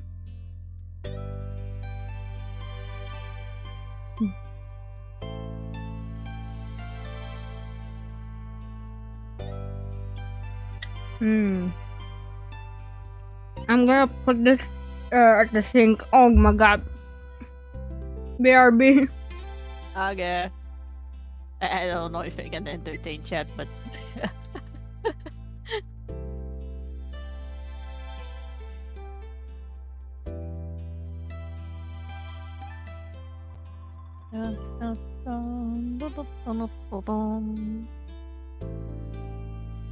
I'm probably revisiting. Yeah, I don't know how to go from here. Is the thing, Mr. Mod.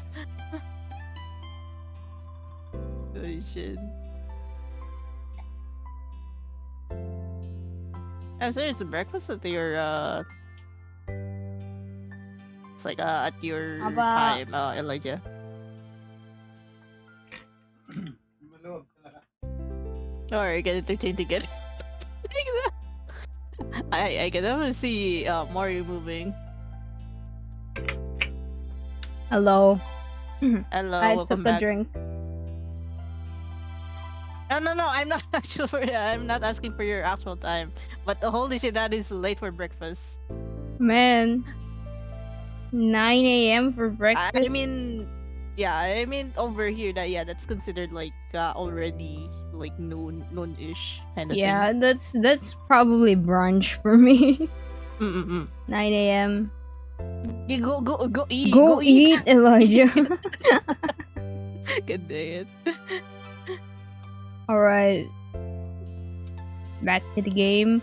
Derek was drowning in the conversation of his own making. He chose to put a stop to that, building a dam between him and it. Sorry, I didn't want to be all complainy when we're going to a party. And besides, coming early isn't gonna matter if we're late, because we kept talking about being early. Let's catch up with your moms. Right, we better hurry.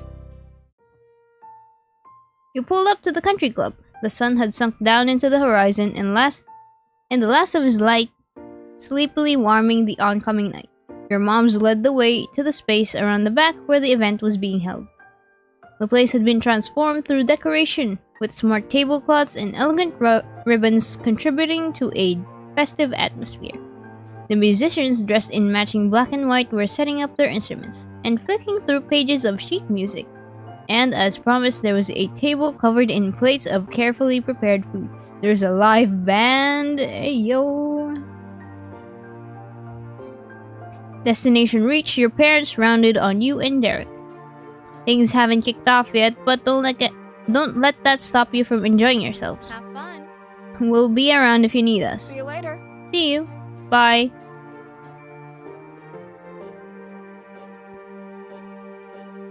Get some grub, Elijah. Yeah.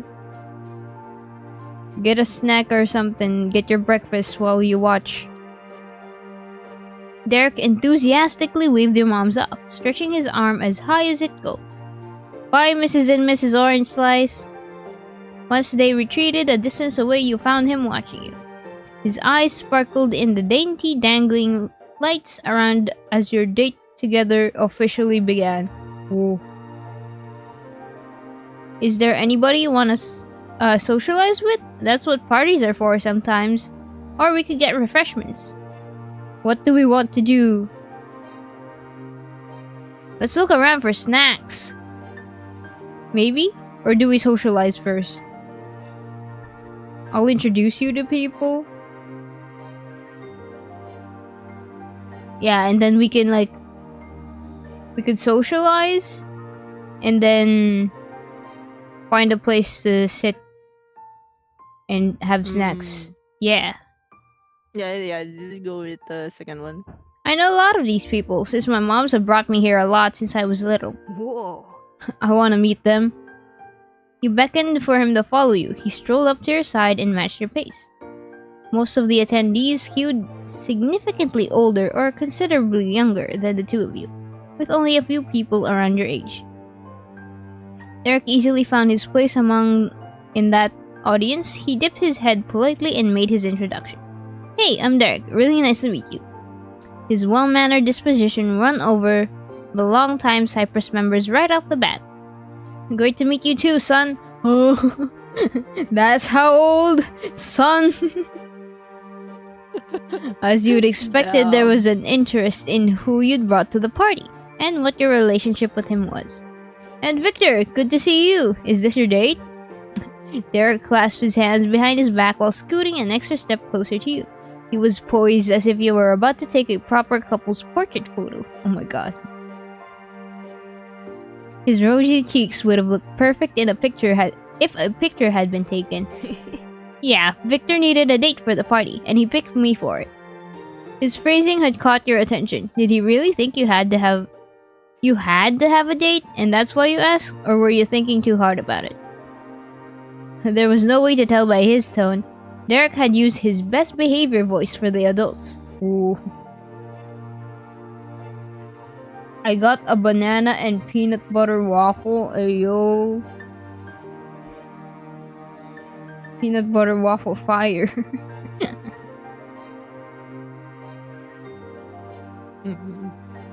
And the circle of guests all visibly reacted to the explanation, touching a hand to their cheek or chest. It was clearly too much for their hearts. Best of luck to you on your date. Derek definitely made an impression on them. Still, some people focus on the important things, how you were dressed. Don't you look snappy in that outfit? You've scrubbed up well, and the basic niceties taken care of you. You moved on to something else to pass the time. Hey Derek, let's go get some snacks. It's okay to eat them, even if the music hasn't started yet. Let's go. Alright, let's see what they've got. The two of you wandered over to the refreshment table. With it being early in the night, it had barely been touched, and the plates were nearly as pristine as they'd left the kitchens. The offerings were all tiny and bite-sized, ready to be picked up and sampled. It was immediately apparent there was plenty to choose from. Oh, it's not the typical Filipino catering, huh? Oh, the Californian soirees. No rice, no fried chicken, No rice. no adobo. Man. Just from the oh, well, it is a fancy party. Maybe. That's why. But why wouldn't you have adobo in a fancy party? Just from the level of care with which it was presented, it was clear that this was fancy stuff. Hors d'oeuvres. Deviled eggs. Lechon paksiw. Just kidding. Man. Damn, no rice. No rice. No chicken. Derek perused the options with a scrutinizing eye.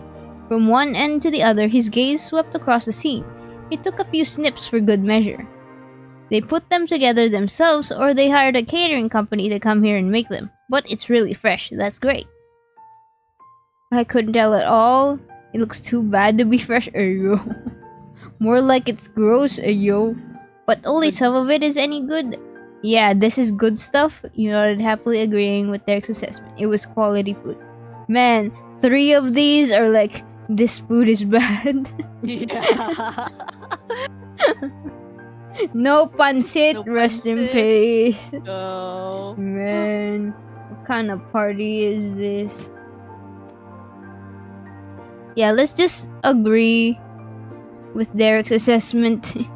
You picked one of the nearby morsels up and presented it in front of Derek. It looked like a tiny slice of bread, there was a pile of minced veggies and maybe some olives on top. What is that? What the fuck? What the hell is Is this the food? that? Alright. I'll Are you try sure it's that not one. distillation? I can never get these fancy parties. I live in bumpkin country, in the boonies. They have to sacrifice a goat to the food gods to get some of the nice grub. And then you also eat the goat. Yeah. we turn the goat into caldereta. Let's go. Without much thought and without taking much time, Derek scooped up only a couple appetizers onto his plate. The rest were left for other guests. Want me to get anything for you? Yeah, let's get some. Why would you do that? I can get it myself. Oh, how kind, sir. Yes, indeed. You teasingly played along. You shook your head no. You nodded you nodded yes. Does he get the food or do we? Let's share a plate? Question mark. Uh-huh. The third one. It's wait, a the third one fita is I can snack? cook for myself. Brother. Easy. Well, Fourth what's the choice, Zeto? Yeah, fourth. Fourth? Yeah, let's play along. Oh, how kind, sir. Yes, indeed. Oh, wait. Huh? Click. Oh, that was just a bug.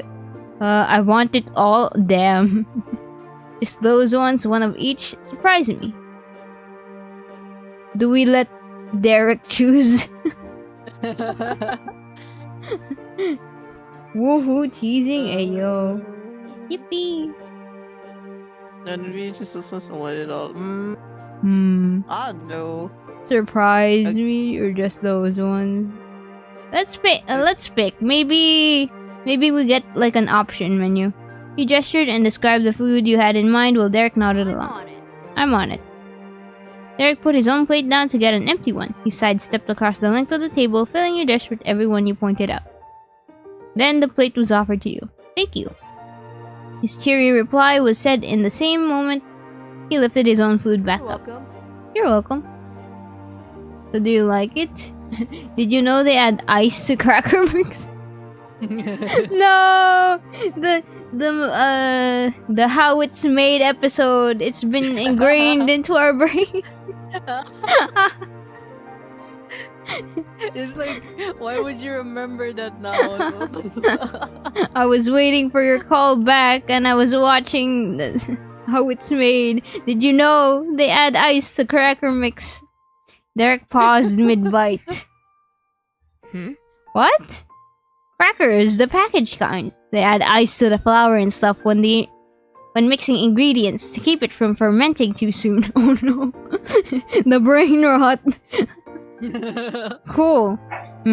Cool is the goal. You made Derek laugh and that made you happy. The company was even better than the food. After going through a round of sampling, you moved on to something else. Derek? Let's find a place to sit.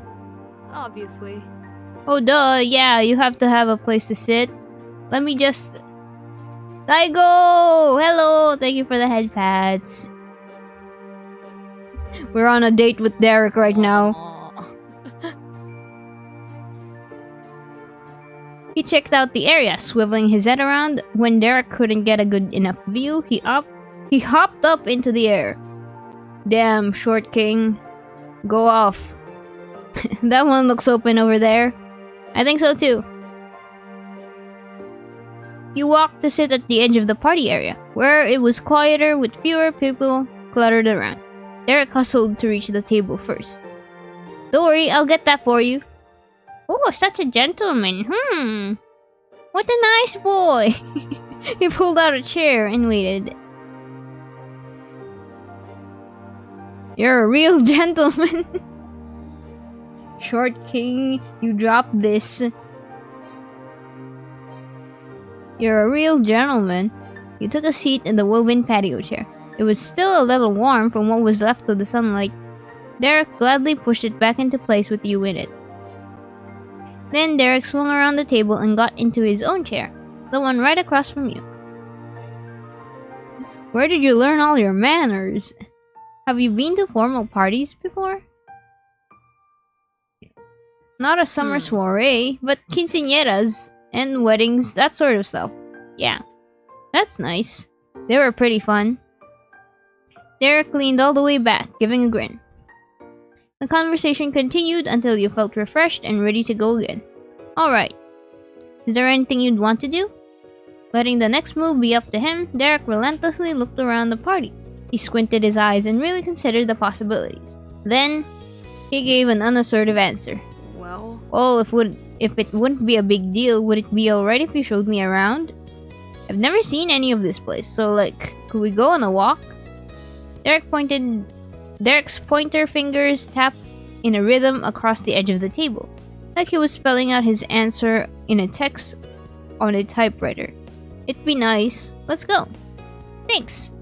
Derek enthusiastically bounced from his chair. You got to your feet too. A very distinguished young lad. Yes. You led him down a familiar stone walking path you knew would get far. Your lovely stroll around the country club. Hold on. I think I pressed something. No. Alright, everything's alright. I accidentally touched my phone, but fortunately I did not push any buttons because I have a Stream Deck out on my phone. I panicked a little. Okay. Hey. The bustling sounds of the party soon faded away, replaced by whispers of cricket songs and serene summer breeze. Along the way, you gestured outwards to point out what buildings were what, from simple storage sheds to special club rooms for VIP members. And you were able to tell Derek all about the golf holes in the distance that you passed by, including how good or bad your big sister was at completing them. Damn, managed to get in a roast on Elizabeth there, huh? You had a chance to tell the funny story when, one time she got a penalty for a strike that landed in a water hazard. She had jumped right into the little pond to retrieve the ball and tried to pretend it never happened while dripping wet. Derek was amused as he was amazed. He engaged with you by making silly guesses about what you would tell him about next. Derek jokingly suggested that a normal garage was a research facility studying how to add extra green to the grass. Oh wait, I know about this. They actually paint grass. I've seen a video before. I don't know where, but there was a video of a guy with those sprayer things that farmers use for spraying pesticide, but the stuff that was being sprayed was grass paint. It made the grass actually greener. What the fuck? Did they actually paint grass? What the heck? Yeah. Grass is fake. Grass is color the grass is fake. No, the grass is fake. It was actually dead, but they just painted it green. No. You were so absorbed in your companion for the outing and having the space to yourselves that you didn't realize the growing humdrum around you until it was right around the corner. Derek paused. He noticed it too. Oh. His eyebrow quirked as he tried to reason out the disturbance. Huh? Is that people? Did we make a loop and I just missed that? No, we're at the opposite end. It's about as far away from the event area as we could be. Curiously, Derek took big strides while mentally puzzling over what you'd said. Together, you passed by a large wall to reveal another seating area. It too was filled with formally dressed people. Huh? Whoa. Whoa, a second party? None of the faces scattered about were regular members. Each one was unrecognizable as any stranger off the street. Oh. You had your points of focus and Derek had his own totally separate ones. He spoke aloud to share what he'd noticed. The tablecloths here. The tables have cloths here. I think the chairs don't look like that back where we were. Actually, this kind of feels like we got stuck in some alternate reality version of our soiree, where everything is still really fancy, but also still different in weird ways. That's funny, but really... alternate universe. Oh no, we went through like a portal gate.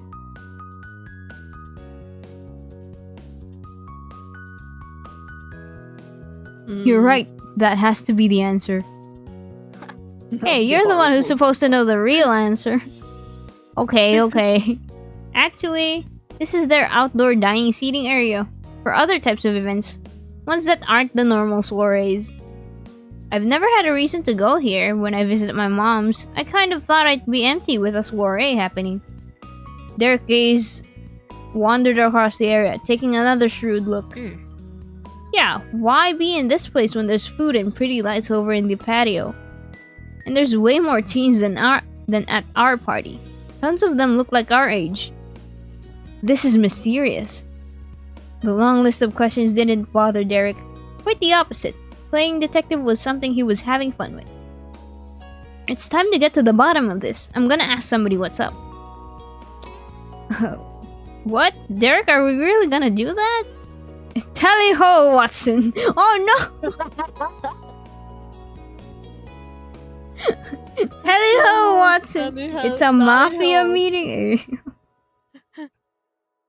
Oh wait, I got a message from Joe. From Riot? From Riot. There was a power out. I couldn't charge anything. Oh, there was a power outage for Riot. That's why he couldn't make it. Damn. Hold on. Let me just reply. Okay. We started without you. You can still like come back. You can, not you come can back, still like, hop on if you want.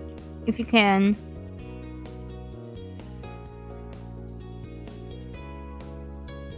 For Riot. Tally ho, Watson. Do we call him Watson?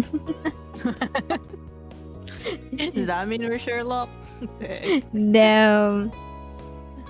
This implies there was Watson and Sherlock were dating. Whoa. Whoa. What the fuck? We're out here on a date. Then we call him Watson. Ayo. Oh, speaking of Sherlock, I recently learned that you know that hospital drama called House MD. Uh-huh. It was actually an adaptation of Sherlock Holmes. Wait, what? Yeah, and then you know how it was House. The doctor was House. The main character for the detective series was like Sherlock Holmes, right? Yeah. Holmes, and then it was turned to House. I think that was like one of the funniest parts of it. What the fuck? That's a crazy stretch, more. I believe it. I only heard it online, but I think I believe it. I need to look it up though. Is that true? I may want to like read the novels. House MD. Holmes sounds like Holmes, and Holmes is house. Okay. Yeah. I think I can see that. Holmes is House.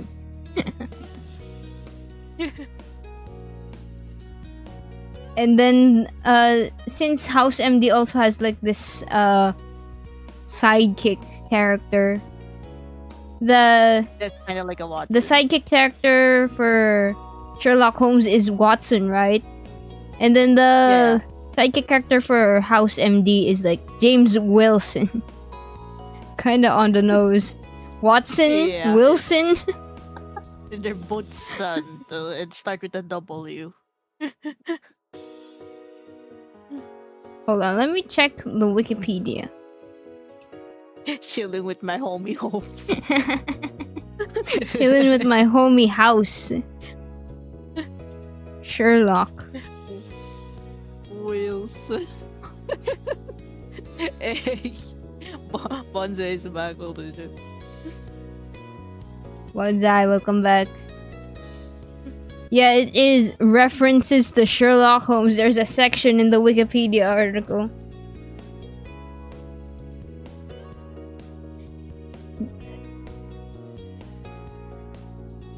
Hold on. What? What did I hear? I thought I heard a frog. In my room? Oh no. Ribbit. Ribbit? Ribbit? Frog in my room? No. Ribbit. Not right. No, I might be hallucinating. Man, that pasta was something. Those mushrooms. There was probably something in those mushrooms. In the past. I've been hearing things. No. Oh no. Right back to me. Tally ho, Watson. Did Sherlock really say tally ho? I don't know. Yeah, It sounded right. Not the mushroom.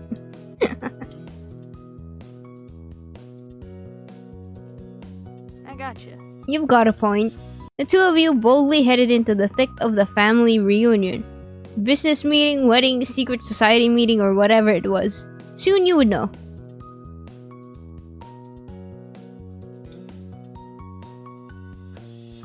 Here's the surprise that I was about to tell you guys. Right. Hold on. Let me check Riot's messages again. He's still prepping some stuff. Do we wait for Riot? I really wanted to show him this. Take a look at this guy. Do you recognize him? I don't think so. Man. Riot, be quick! Riot, quickly! Riot, quickly! Quickly. We need to show you something. Move your ass. Go. Move your ass! Bun! Ping him.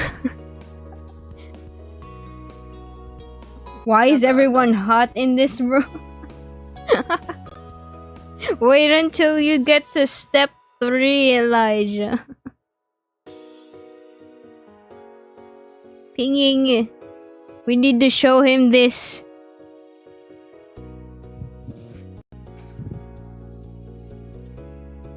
I am a MILF enjoyer. What the hell is this? What did I see this?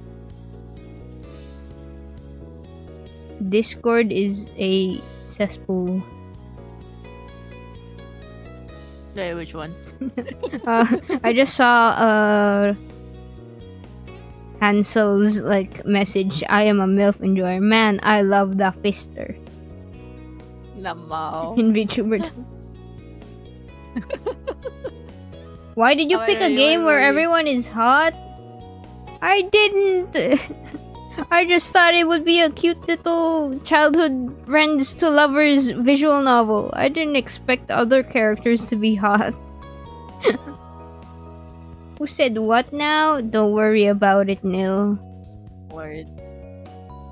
Oh, I want to check on media. Check in media? Okay. What's happening? What's happening in media? Not much, but Hey yo! Miku! Hatsune Miku! Hatsune Miku! Hatsune Miku! We're waiting for Riot, guys. We need to show him this for real.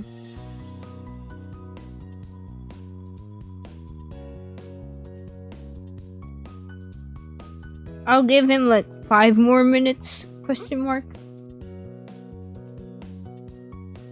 And then, Hello? Hello? Riot! Riot! Riot! Oh shit. You said it's big.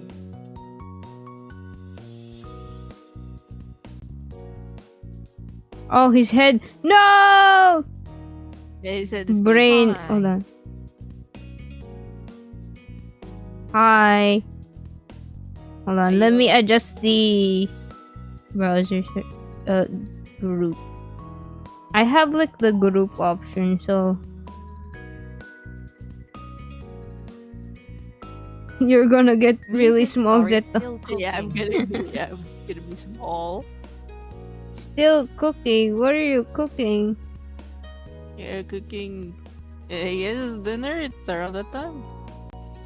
Are you cooking adobo? Hey. Ayo. Here's the link to the stream, Riot. I really need you to see this.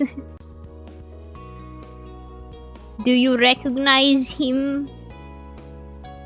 Riot is back and big-headed. Ayo. I love Yeah, I'm Hatsune really Miku. small Me right now. too. I gotta be updated. I can see the pixels. Actually, I just keep going. I'll just Okay, you could update that like on the fly anyway. It'll update as soon as possible. Baxter. It is! Yeah! Damn! You do recognize. Yeah!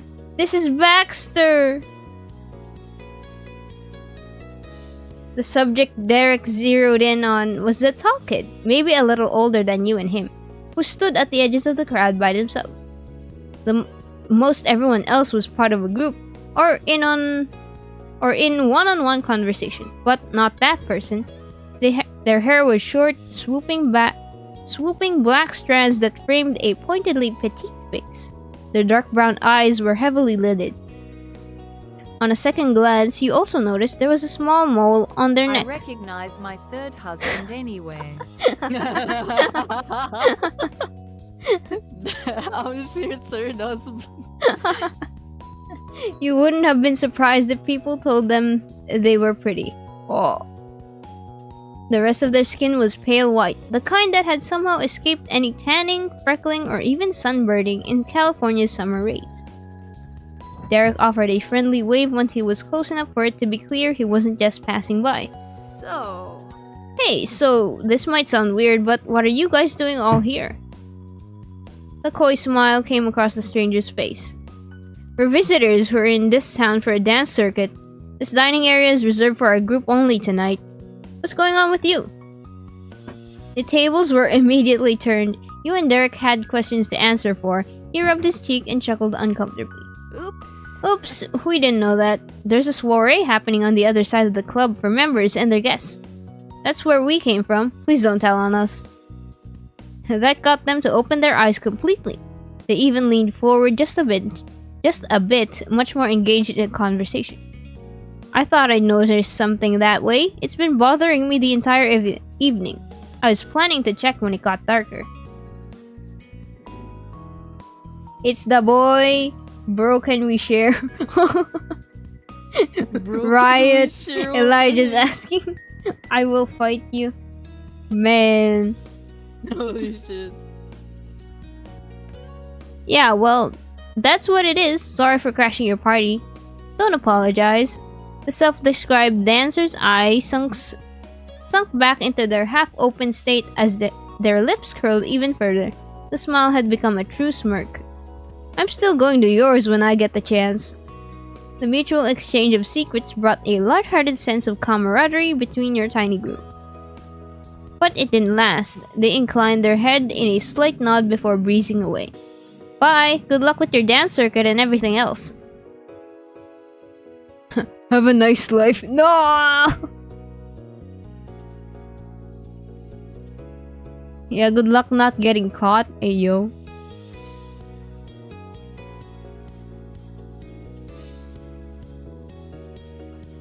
I felt a sneeze incoming, but it didn't happen.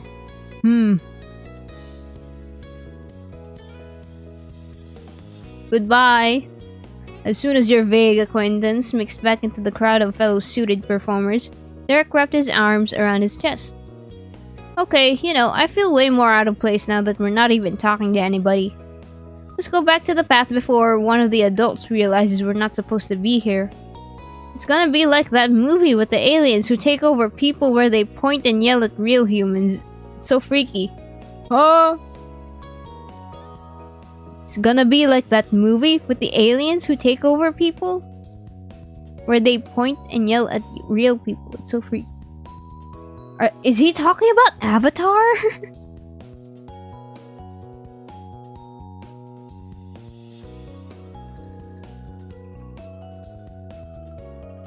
I don't know. What is this? What is this movie? It's 2011. I think Aliens Bro are is cool. talking about Avatar. It probably Like is the one with Avatar. Right? The blue aliens. Blue aliens.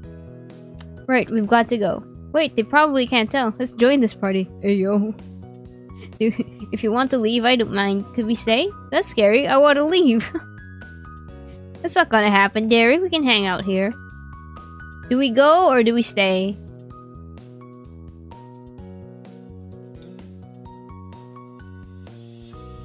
We should just Okay. go.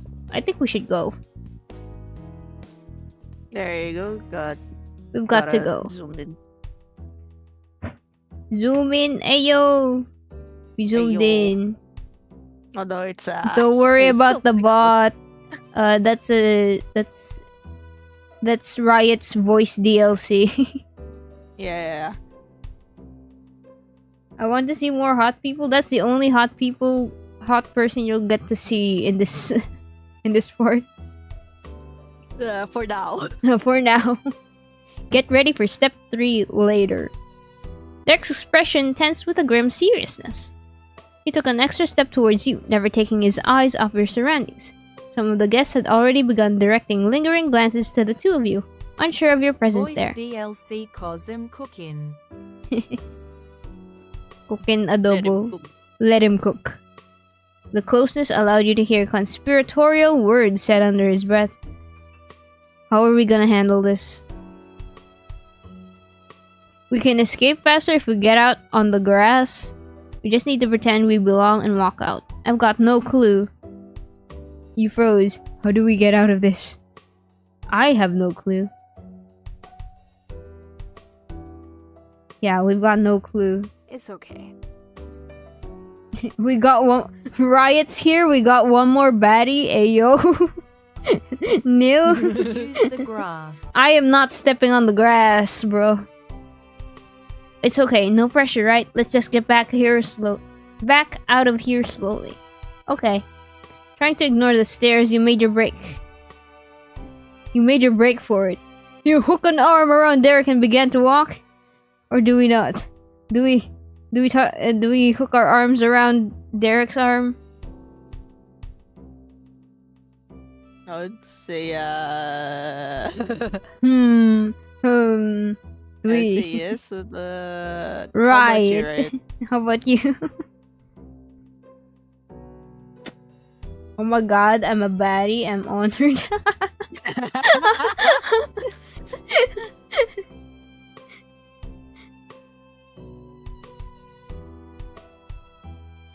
Hook that arm. Alright, let's go. Oh, Oh! After a bit of a stumble, Derek evened his poise and properly took your arm. He kept his head high, chest out, chin pointed, and pumped his other hand back and forth in time with his footsteps. The act was more parody of a fancy pants rich person than normal human at a get-together. But Derek always had to give things his all. Foot by foot, the way to freedom grew even closer. After passing a group of people, an unfamiliar voice hit your ear from behind. Excuse me, do you know where your parents are? The server may have honestly been wondering, or it might have been a veiled method to call you out as not belonging in the politest way possible. That it didn't change the fact that you were spotted waltzing around a private party you weren't invited to. The next sound that made its way through your pounding heartbeat was a far more familiar whisper. shoot. Run. You didn't need to hear anything else. The two of you were in sync. We ran away! Like a switch was hit, you burst into your full height and used the momentum to launch yourself forward past the failed hiding spot. You lost hold of each other's arm in the sprint, but you kept each other's side. Your dramatic escape caused a minor ruffling of feathers throughout the crowd. Shouts of "Hey!" and "Stop running" could be heard over the confusion of what was going on. It was just Derek it was just as Derek had feared, but no one was actually chasing after you as far as you could tell. However, neither you nor Derek were taking chances and you kept the frantic pace. You're escaping the metaphorical aliens. Hey yo, Neil is just flirting with Riot right now. You're a baddie to me. Your throbbing heart was caught up in your throat as your pounding feet propelled you to the same track you'd come from. Being dressed in your Sunday best didn't help matters. It may have been fitting for a summer soiree. IDK how to process that.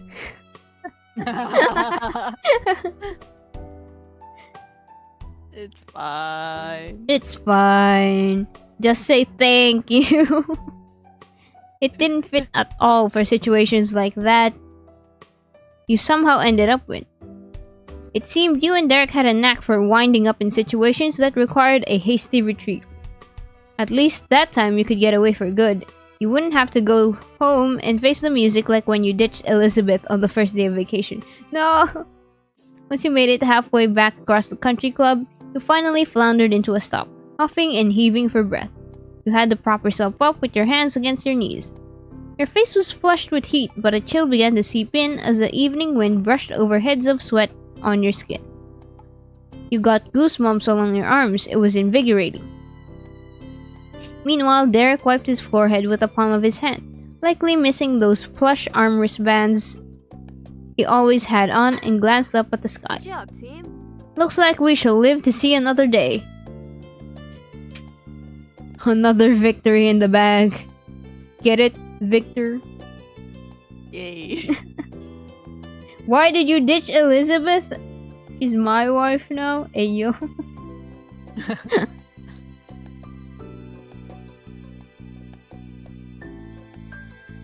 It's Another victory in the bag. What, cheating on me in 1 second? You only get one of the two in my... Neil! Cheating on me? Hey yo! Hey yo, there's like a love triangle happening now in chat. Hey, yo, what the fuck? Hey yo! You gave a thumbs up in celebration. The rest of the walk back was indeed a walk. You could relax with a slow pace, enjoying the quiet reassurance of being alone with Derek. The rest of the world was unable to reach you for a little while. Nightfall had long passed by the time you and Derek found your way back under the dazzling lights of the summer soiree. Mom would say it's not fashionable to be late, but maybe it was when it's your second time arriving to a party. It might have been to Derek. He took in the scene with new eyes, amazed once again by the elegance surrounding him. With the tilt of his head, he shot a chummy grin at you. Definitely. Yeah, I definitely did have to be here for this. It's living a real-life movie instead of watching one. What do you mean instead of? Were you gonna do something else tonight? For a second, he didn't speak, frozen in place. Oh, family movie night? Was it family movie night at the Suarez household? Then Derek deflated like a free balloon from the shopping street. His shoulders shrunk low and forward, and he bent on his knees. Well, actually, we were gonna all go to the movie theater. Mom, Dad, the bros, it was something we knew would be today for a couple weeks. But then you called and you asked me to go to the party, and I said yeah. I didn't even think about how there was already a plan for that day. Oh no, he double booked himself. He sniggered at himself, eyebrows pinching together tightly. It was kind of awkward when I had to tell my parents I couldn't call you back, and say I wasn't gonna go after all and beg them to let me miss the movie. Luckily, they could tell this was a matter of life and death. I still wanted their son around, so they managed to bring me over. Bro. Derek and you were somehow equally shocked by this explanation. Man, I always used to remember those things. They were big deals, and now this happened. He sighed, baffled and frustrated. The green-eyed boy had lost the metaphorical key to his own thoughts. I gotta do better next time. You already knew more than anyone I know. My mom say this night is me growing up more. I think you're growing up too. You're kind of impulsive, huh? Derek the impulsive strikes again. You're 13! If it helps, I'm happy you wanted to see me so much. He didn't give an answer. He's beating himself up, guys. What do we do? You're 13. You're 13.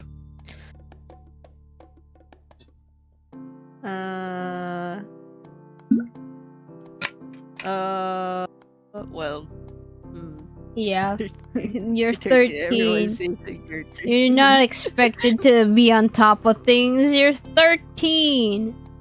Well, yeah. You don't have to be that hard on yourself. A lot of adults aren't even put together. Yeah. Yeah. I think I've been hit by that stray bullet. A lot of adults aren't even put together. Oh shit. Wow. Wow. Maybe. I mean, And Victor? We've all been hit by that. Jesus. The stray bullet by a 13-year-old man. a 13-year-old. What the heck? I want to say, I'm the one who forgot I was doing something and had to skip out on the family movie. You didn't make me abandon them or anything, so I hope you don't feel bad about it. Thanks, Derek. No worries, just checking. Derek scruffed the base of his back slip-on loafers against the ground as words faded away. Then he lifted his head up to look somewhere past you. Oh hey, the music's playing. He softly spoke, like he was afraid he'd bring the melodies to an end if he interrupted them. But Derek was right. Once he brought it to the front of your mind, the rest of the world came back in. The sounds of delicate plucks on strings included. There was no crowd gathered to dance, only a few couples spread out across the space. You must have missed the initial stream of soiree attendees. It had grown late. Well, since we're here already and everything, would you want to dance with me? The question ended with a hopeful upward inflection. He bounced off on his heels once to punctuate it. Derek stopped breathing entirely when the sentence was complete. I would, Derek. I'd love to. I was gonna ask the same thing. Would you like to dance with me? I don't really want to dance. You quietly offered him your hand. How do we reply? I'd love to. Yeah, let's be eager. Dance with him. I'd love to. Let's go. Yes. Derek's cheer was pure, carefree even. The worries from right before vanished as quickly as he'd forgotten the movie. There was a trend with him, with you. Oh no. Oh. Oh. Oh. Oh my god. Derek seems to be a lot more careless when when it comes to Victor. Oh, damn. There was a trend with him, with you. Sweetly, he brought up a hand to you for you to take. You wrapped your arms around his. You wrapped yours around his. It was still a bit sweaty from earlier, though so was yours. You took the wide open floor and turned to face each other directly. Raising the one arm with Derek's, you positioned your other hand onto Derek at the same time. He followed your move with sharp focus. Your bodies were close enough together and there was enough of a size difference that you had to tilt your head down to look at your partner for the dance. Oh right, we're a little tall. We're all a little on the tall side. So we're a bit taller than Derek right now. Damn. When your eyes met, you felt your hand being squeezed much more tightly than Derek probably realized. Derek's face had gone a deep shade of red. You tentatively moved as one. Derek stepped lightly, never so much as pinching the tips of your toes. Each sway transitioned better than the last, though there wasn't much of a flow. Derek danced more like a machine, clinking excitedly into place at the right intervals. There was tension in Derek that he tried to play off with a joke. Hey. Check it out, we're totally dancers. They should have let us join that other party. His stiffness on the delivery only made the line funnier. You had to crack a smile. Derek let the conversation drift away. Focus returned completely to a proper performance. Oh! Oh! I just drank expired milk. Elijah, no! No, what the heck? Bro, the game is giving us an option. You leaned over and rested your cheek on his head. Oh, do we do it? Do we do it? Right. I'll leave Would that to you Victor guys. Orange Slice rest his cheek on Derek's head? Lean. Oh my god. You leaned over and rested your cheek on his head. Derek gulped, but pressed deeper into the touch. His warmth spread through you more wonderfully than the melody swirling around. You were happy. Eventually, the last other guests returned to their tables to rest. It was only you and him left there. In a small voice, Derek let you in on what was on his mind. Hey, sorry we kind of missed the party. I shouldn't have made you take me around everywhere. Oh. What? That was way more fun. Don't worry about that. I just hope you had fun. I was waiting for this. We could have done anything and it'd be great. Ooh, what do we reply? This is way more fun. That was way more fun. Getting caught in trouble. Yeah, that was way more fun.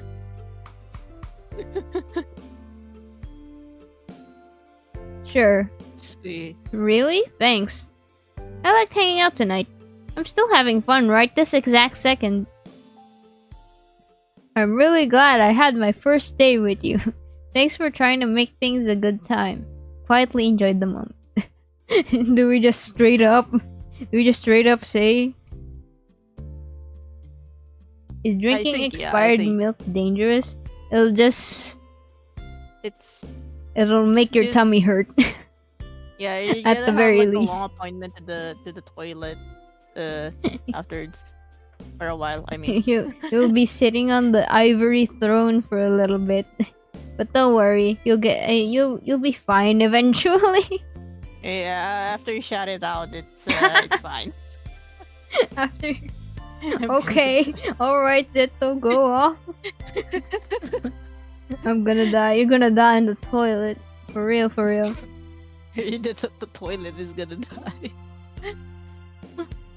I'm really glad my first date. I had my first date with you. Yeah, let's go shoot through the heart. The tips of his eyebrows dug lower into his face. He was serious.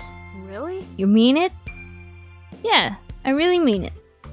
You'd brought him to a loss of words, or actually, it was to a point where any words he wanted to say only got stuck to the end of his tongue. His mouth opened with a question. He closed it again without asking. Derek? He instantly shook his head, not letting you speak anything you might have wanted to either. Forget it. It's nothing. Well, would it be way too much to ask? Way too much to say, thanks for bringing me again? It's okay. Blissfully and with a dizzy tilt, Derek grinned that charming smile of his. Your heart clenched as if you were in the free fall of a skydive rather than standing in the middle of a pleasant party. The feeling of connection was mutual. Derek was buzzing with the kind of energy you only got when it was bouncing off the best of company. It made Derek break out of his self-imposed mold. He tucked his left hand around your back and spun the both of you around. Yippee! Whee! I can't, my dad's in there shitting. Oh no! Toilet occupied. It's not my fault his back ass won't leave. Damn. Damn. Only one toilet. I can relate. I relate to that. The struggle. Whoa. You don't have a backup toilet. No backup toilets, unfortunately. Let's dance. Definitely. The two of you twirled like ballerinas. You pushed and pulled your bodies apart and back together. As your mom would have said, you cut a rug across the soiree floor. Somehow you felt like a kid again, where it didn't matter what you did or who might be watching. The world was yours to enjoy. Derek had clearly embraced that mindset with a little impromptu tap dancing to the beat, bringing you along the way. You cheered and laughed together until you lost your breath. Even so, you still kept going. Then, all too soon, the song reached its conclusion. You could have continued quite contentedly for some more time. You and Derek let your arms drop down in front of you, though one hand stayed linked with his, and your feet remained rooted where they are. Suddenly, you were holding hands to dance. Suddenly, you weren't holding hands to dance, you were just hand-holding with Derek. He took the initiative to finish your performance with flair by giving a proper, formal curtsy, while still never letting go of you. Derek crossed his legs and swept his back down. Legs bent, he lifted his head to face you and winked. Somehow you found some giggles left inside. You heard your name called out, and Derek gasped. You both spun to find Mom yelling for you and Derek. Beside her, Ma was shaking her head. Sorry. It's time to go home, Lonnie. I had to get a hold of them somehow. What did you want me to do? Sneak up on them? Oh no, it's time to go home. Hello. Damn. Her chosen method was admittedly better than that, but the timing was still terrible. Derek breathed a sigh of relief after the shock wore off. The shout had thrown him right back to earlier in the evening, when unknown adults were also yelling after you. He lifted up one cheek with a lopsided smile. Phew. Looks like we're getting away with it. The getaway ride is here. The two of you shared a private laugh while your parents watched their reaction in confusion. We were so glad you got a chance to dance with Derek after all of your misadventures at the party.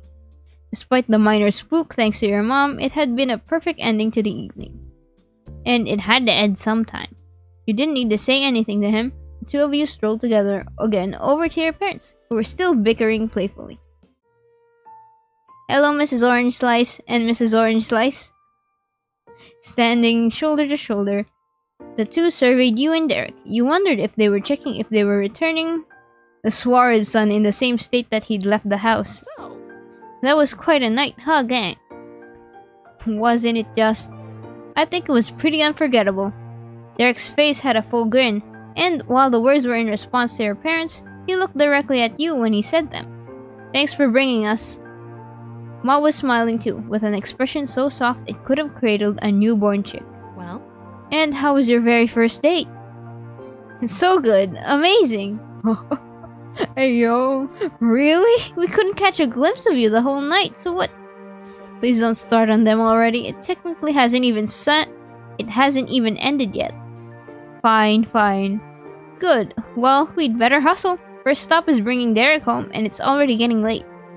Elizabeth will have the place to herself for a while longer. If we're lucky, our house might still be standing when we get back. Oh no. Elizabeth, don't burn the house down, please. Pam. Oh, shush. She swatted your mom playfully, laughing at the comment. You cast one last look at the party. You saw people exchanging farewells and suppressing yawns. Most of the faces were happy ones, despite the weariness that was starting to creep in. Derek lingered near you, waiting. The pair of you were going to be left behind at the rate things were going. Turning away from the final moments of the summer soiree, you were left feeling grateful that you had such a good guest to keep you company the whole way through. Don't underestimate my wife like that. She can do it in a minute. Yo. No. No. You both easily caught up with your moms. They hadn't gone far. Together, the four of you navigated the crowded parking lot filled to the brim with cars from other visitors. Ma unfortunately couldn't remember exactly where the car was. It took a short game of extra elegant or extra ridiculous, depending on your view, hide-and-seek with a car to locate the familiar vehicle in a back corner of the lot. You clambered inside and Mom hit the road. It would have been a while before you arrived at Derek's home, so you let yourself settle in against the seat. You slunk lower and rested your head against the car door. Little blurs of light flashed one by one after the other as the car sped past street lamps lining the almost empty road. After more than 10 minutes of silence, Derek extended his arms and legs all the way out while lifting them in the air and pairing it with a wide yawn. He looked like a sleepy starfish. Derek glanced at you through squinted eyes as a soft smile replaced the large gape in his mouth before. In the darkness of the back of the car, as you rocked gently from the vibrations, he whispered to you. Oh, you're great. Oh. Damn, there's a fight in chat? Oh my god. Wait. I've been so busy reading.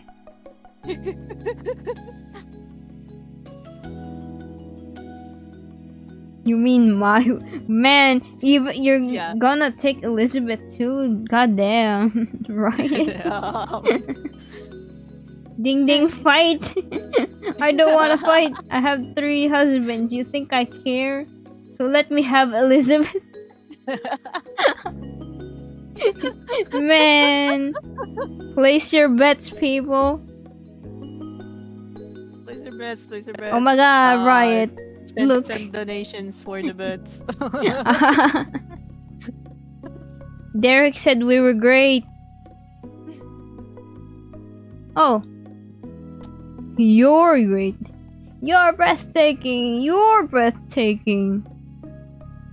Well, you're even better. You're really cute. Are you doing okay? You were speechless. Mori, don't encourage it.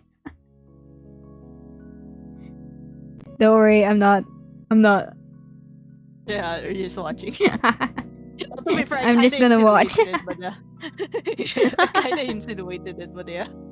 Call him cute? Okay. You're really cute. Thanks. His eyes felt closed, the ends of his lips still pulled up. Do you think that brown-eyed dancer ever made it to the soiree? I bet he did, Derek. It's a new mystery. I hope so. I don't know. I don't know, don't care. Whoa. We're talking about Baxter now? Hey, yo. It's a new mystery. Yeah. One of the great mysteries of 13-year-old Victor Orange Slice. Finally, you arrived at the condo complex. Your moms insisted on escorting Derek into his actual house. He didn't protest. You, of course, tagged along. If it was a chance to stay with Derek for longer, it would be too creepy to wait in the car. It'd be too boring. It was a chance to stay with Derek for longer.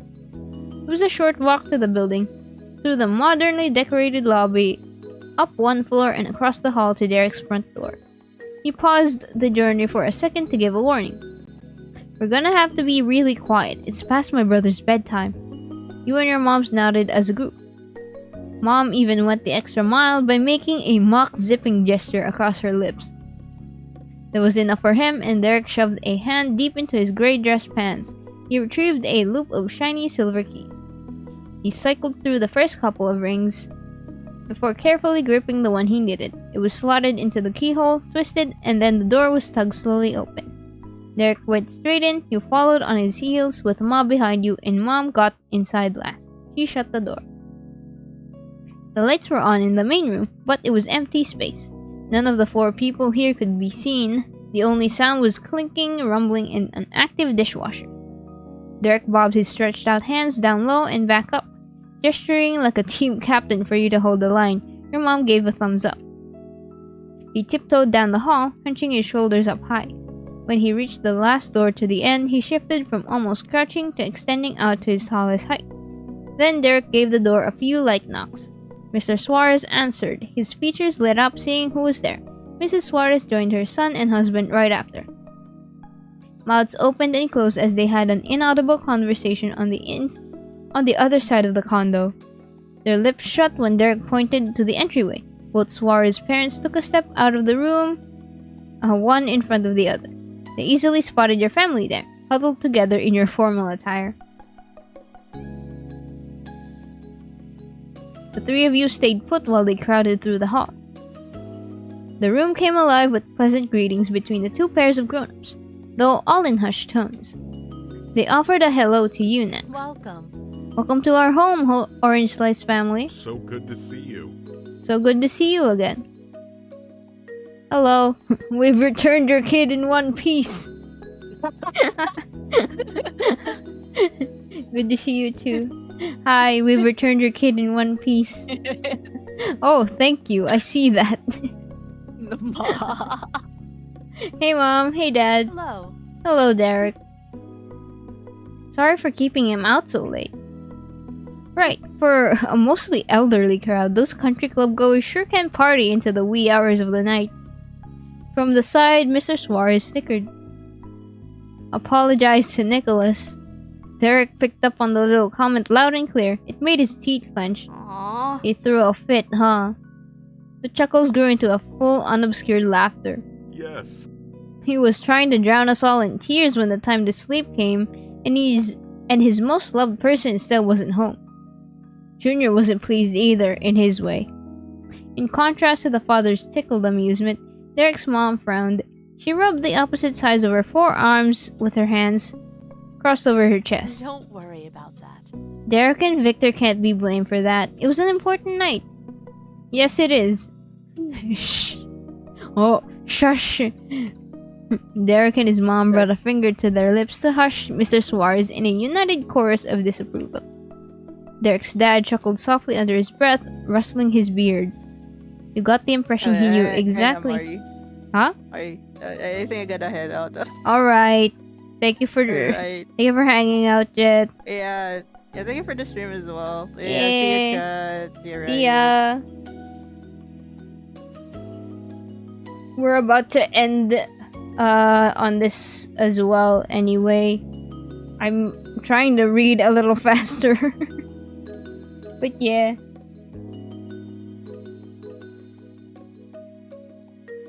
Right. He played innocent and simply continued with what he wanted to say. So, How was your date? Fun? Oh, how was your date? Okay, right in front of me, huh? He tucked his fingers into the edges of his vest, puffing up his chest. I know you of all our children were prepared to accompany someone to a proper social gathering. One day, when you are older, and you come with me to business dinners. One day, when you are older, you could come with me to business dinners. Mr. Suarez's genuine pride over the date felt like a foreign language in comparison to her mom's love of teasing. But for Derek, that nod of approval made him just as bashful as your parents could do to you. We had a nice time. Thanks, Dad.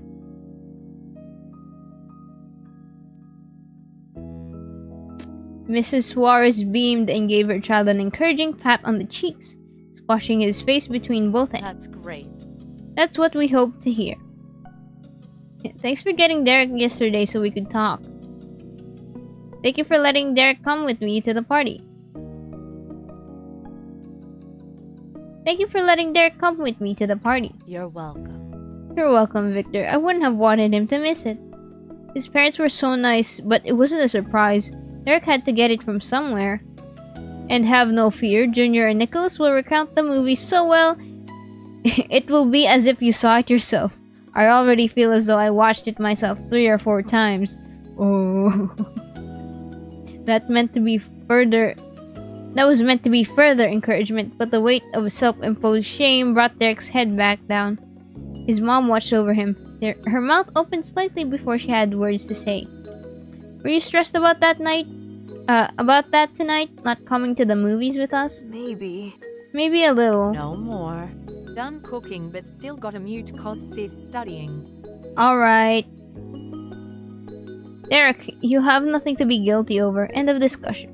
No more feeling sorry. Derek's dad followed up with a wholehearted agreement. When will there be another day to attend a summer soiree? A movie can be rented after it leaves the theaters. It'll wait for you as long as you want. And so will we. We're not going anywhere. Derek finally let himself embrace the fact he'd done something just for himself.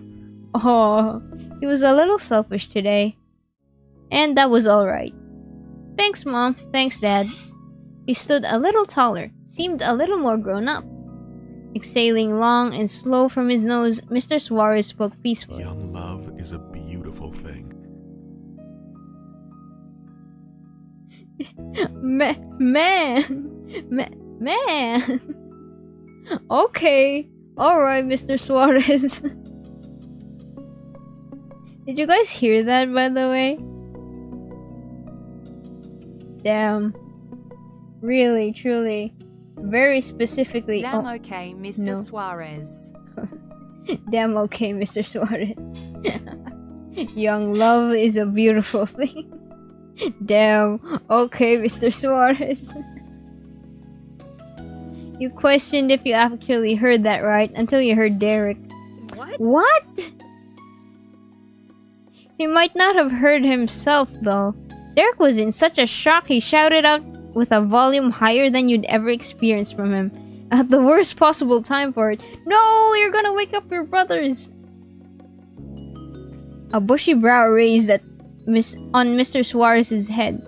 He frowned, earnestly bemused. What? Is that wrong? Derek snapped back with pained frustration. There was an audible whine in his tone.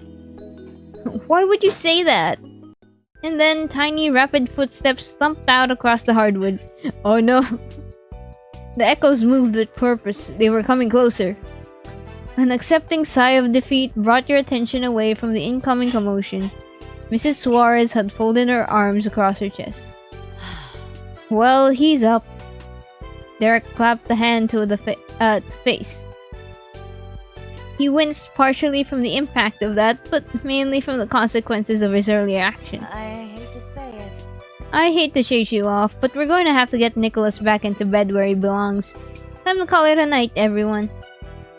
Oh no, I understand completely. Elizabeth was quite the handful when she was little. Oh, even when she's a teen right now, she's a handful. She still is, in different ways. The prim smile remained in place on Ma's face, but there was a smirk twinkling in her eyes. Derek's mom rested her hands back on her hips as she laughed musically. Elizabeth lore! I say that Nicholas having the energy of 3 is a price I must pay with what angels Derek and George are. We'll survive it together.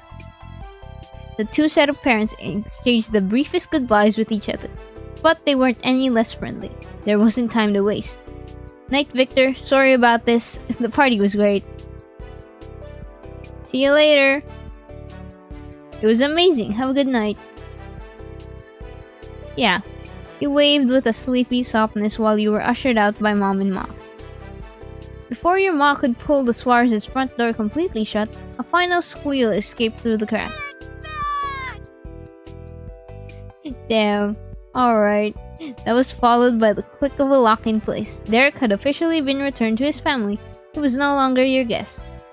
Mom's heels clicked down the complex's halls with her head high and a grin playing out on her face.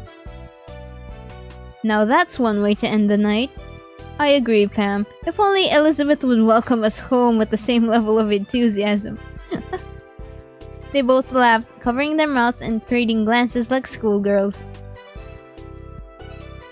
You joined in with a giggle. It was easy to imagine the sour face she'd show the second you arrived home. You stiffly followed behind your parents, still in a daze over what Mr. Suarez said. You went along with a skip on your step, fully content. You dragged your feet behind you, exhausted from the long outing. You tiptoed after them on cloud 9, reminiscing over your night with Derek. How do we end the night? Let's have a skip in our step, fully content. The soiree was a wrap and you wouldn't have changed a thing about it. As your mom had said, your first independent formal party ended on a very memorable note. And that's it for this stream. It is already 6 p.m. Ah! Okay. Alright. Time to save. One last thing. Save it here. I'll still be playing, but like on my save. I'll be playing on my save, but yeah. Thank you for the head pets. W stream. Let's go. We got to see Baxter. Young Baxter. Teenage Baxter as well. The stream gave Mori 9 quadrillion aura points. Let's go. That's right. I'm great. I'm amazing. Let's double save. Even young Baxter was so dapper. Young Baxter was so dapper, yeah. We get to meet him again later, but that's after step 2. So, we'll have to wait for that. I might go through these just so we can improve like our friendship with Cove, but that'll be off stream. Yes. We've already done that. I've already like streamed my playthrough of Cove's route. So I don't think I'll be playing again. But yeah, that's it for me. Next week I don't think I'm going to be streaming a whole lot. I want to take a little break because my arms are a little sore from drawing all week. So maybe just one stream this week. I'll be posting a schedule soon, later in the night. But yeah, thank you everyone for dropping by.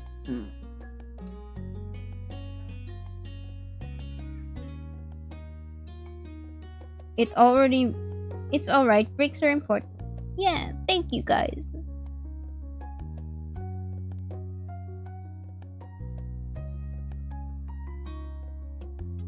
Make sure to have as many as you need more. Okay, thank you. And yeah, Clover Cafe updated, new episode. Make sure to check it out. If you type !comic, you'll get a link to the webtoon. Remember the snacks? I have already finished the snacks. Yippee! Oh yeah, I read your comic. Yeah, yippee! Yippee! Thanks for the stream, Mori. Thank you for hanging out, A4. New episode was bomb. Let's go.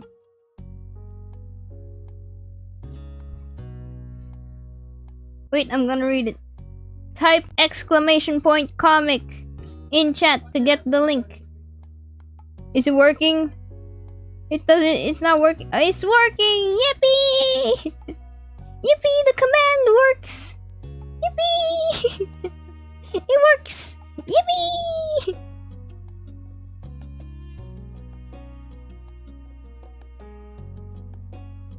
No, stop spamming it! No!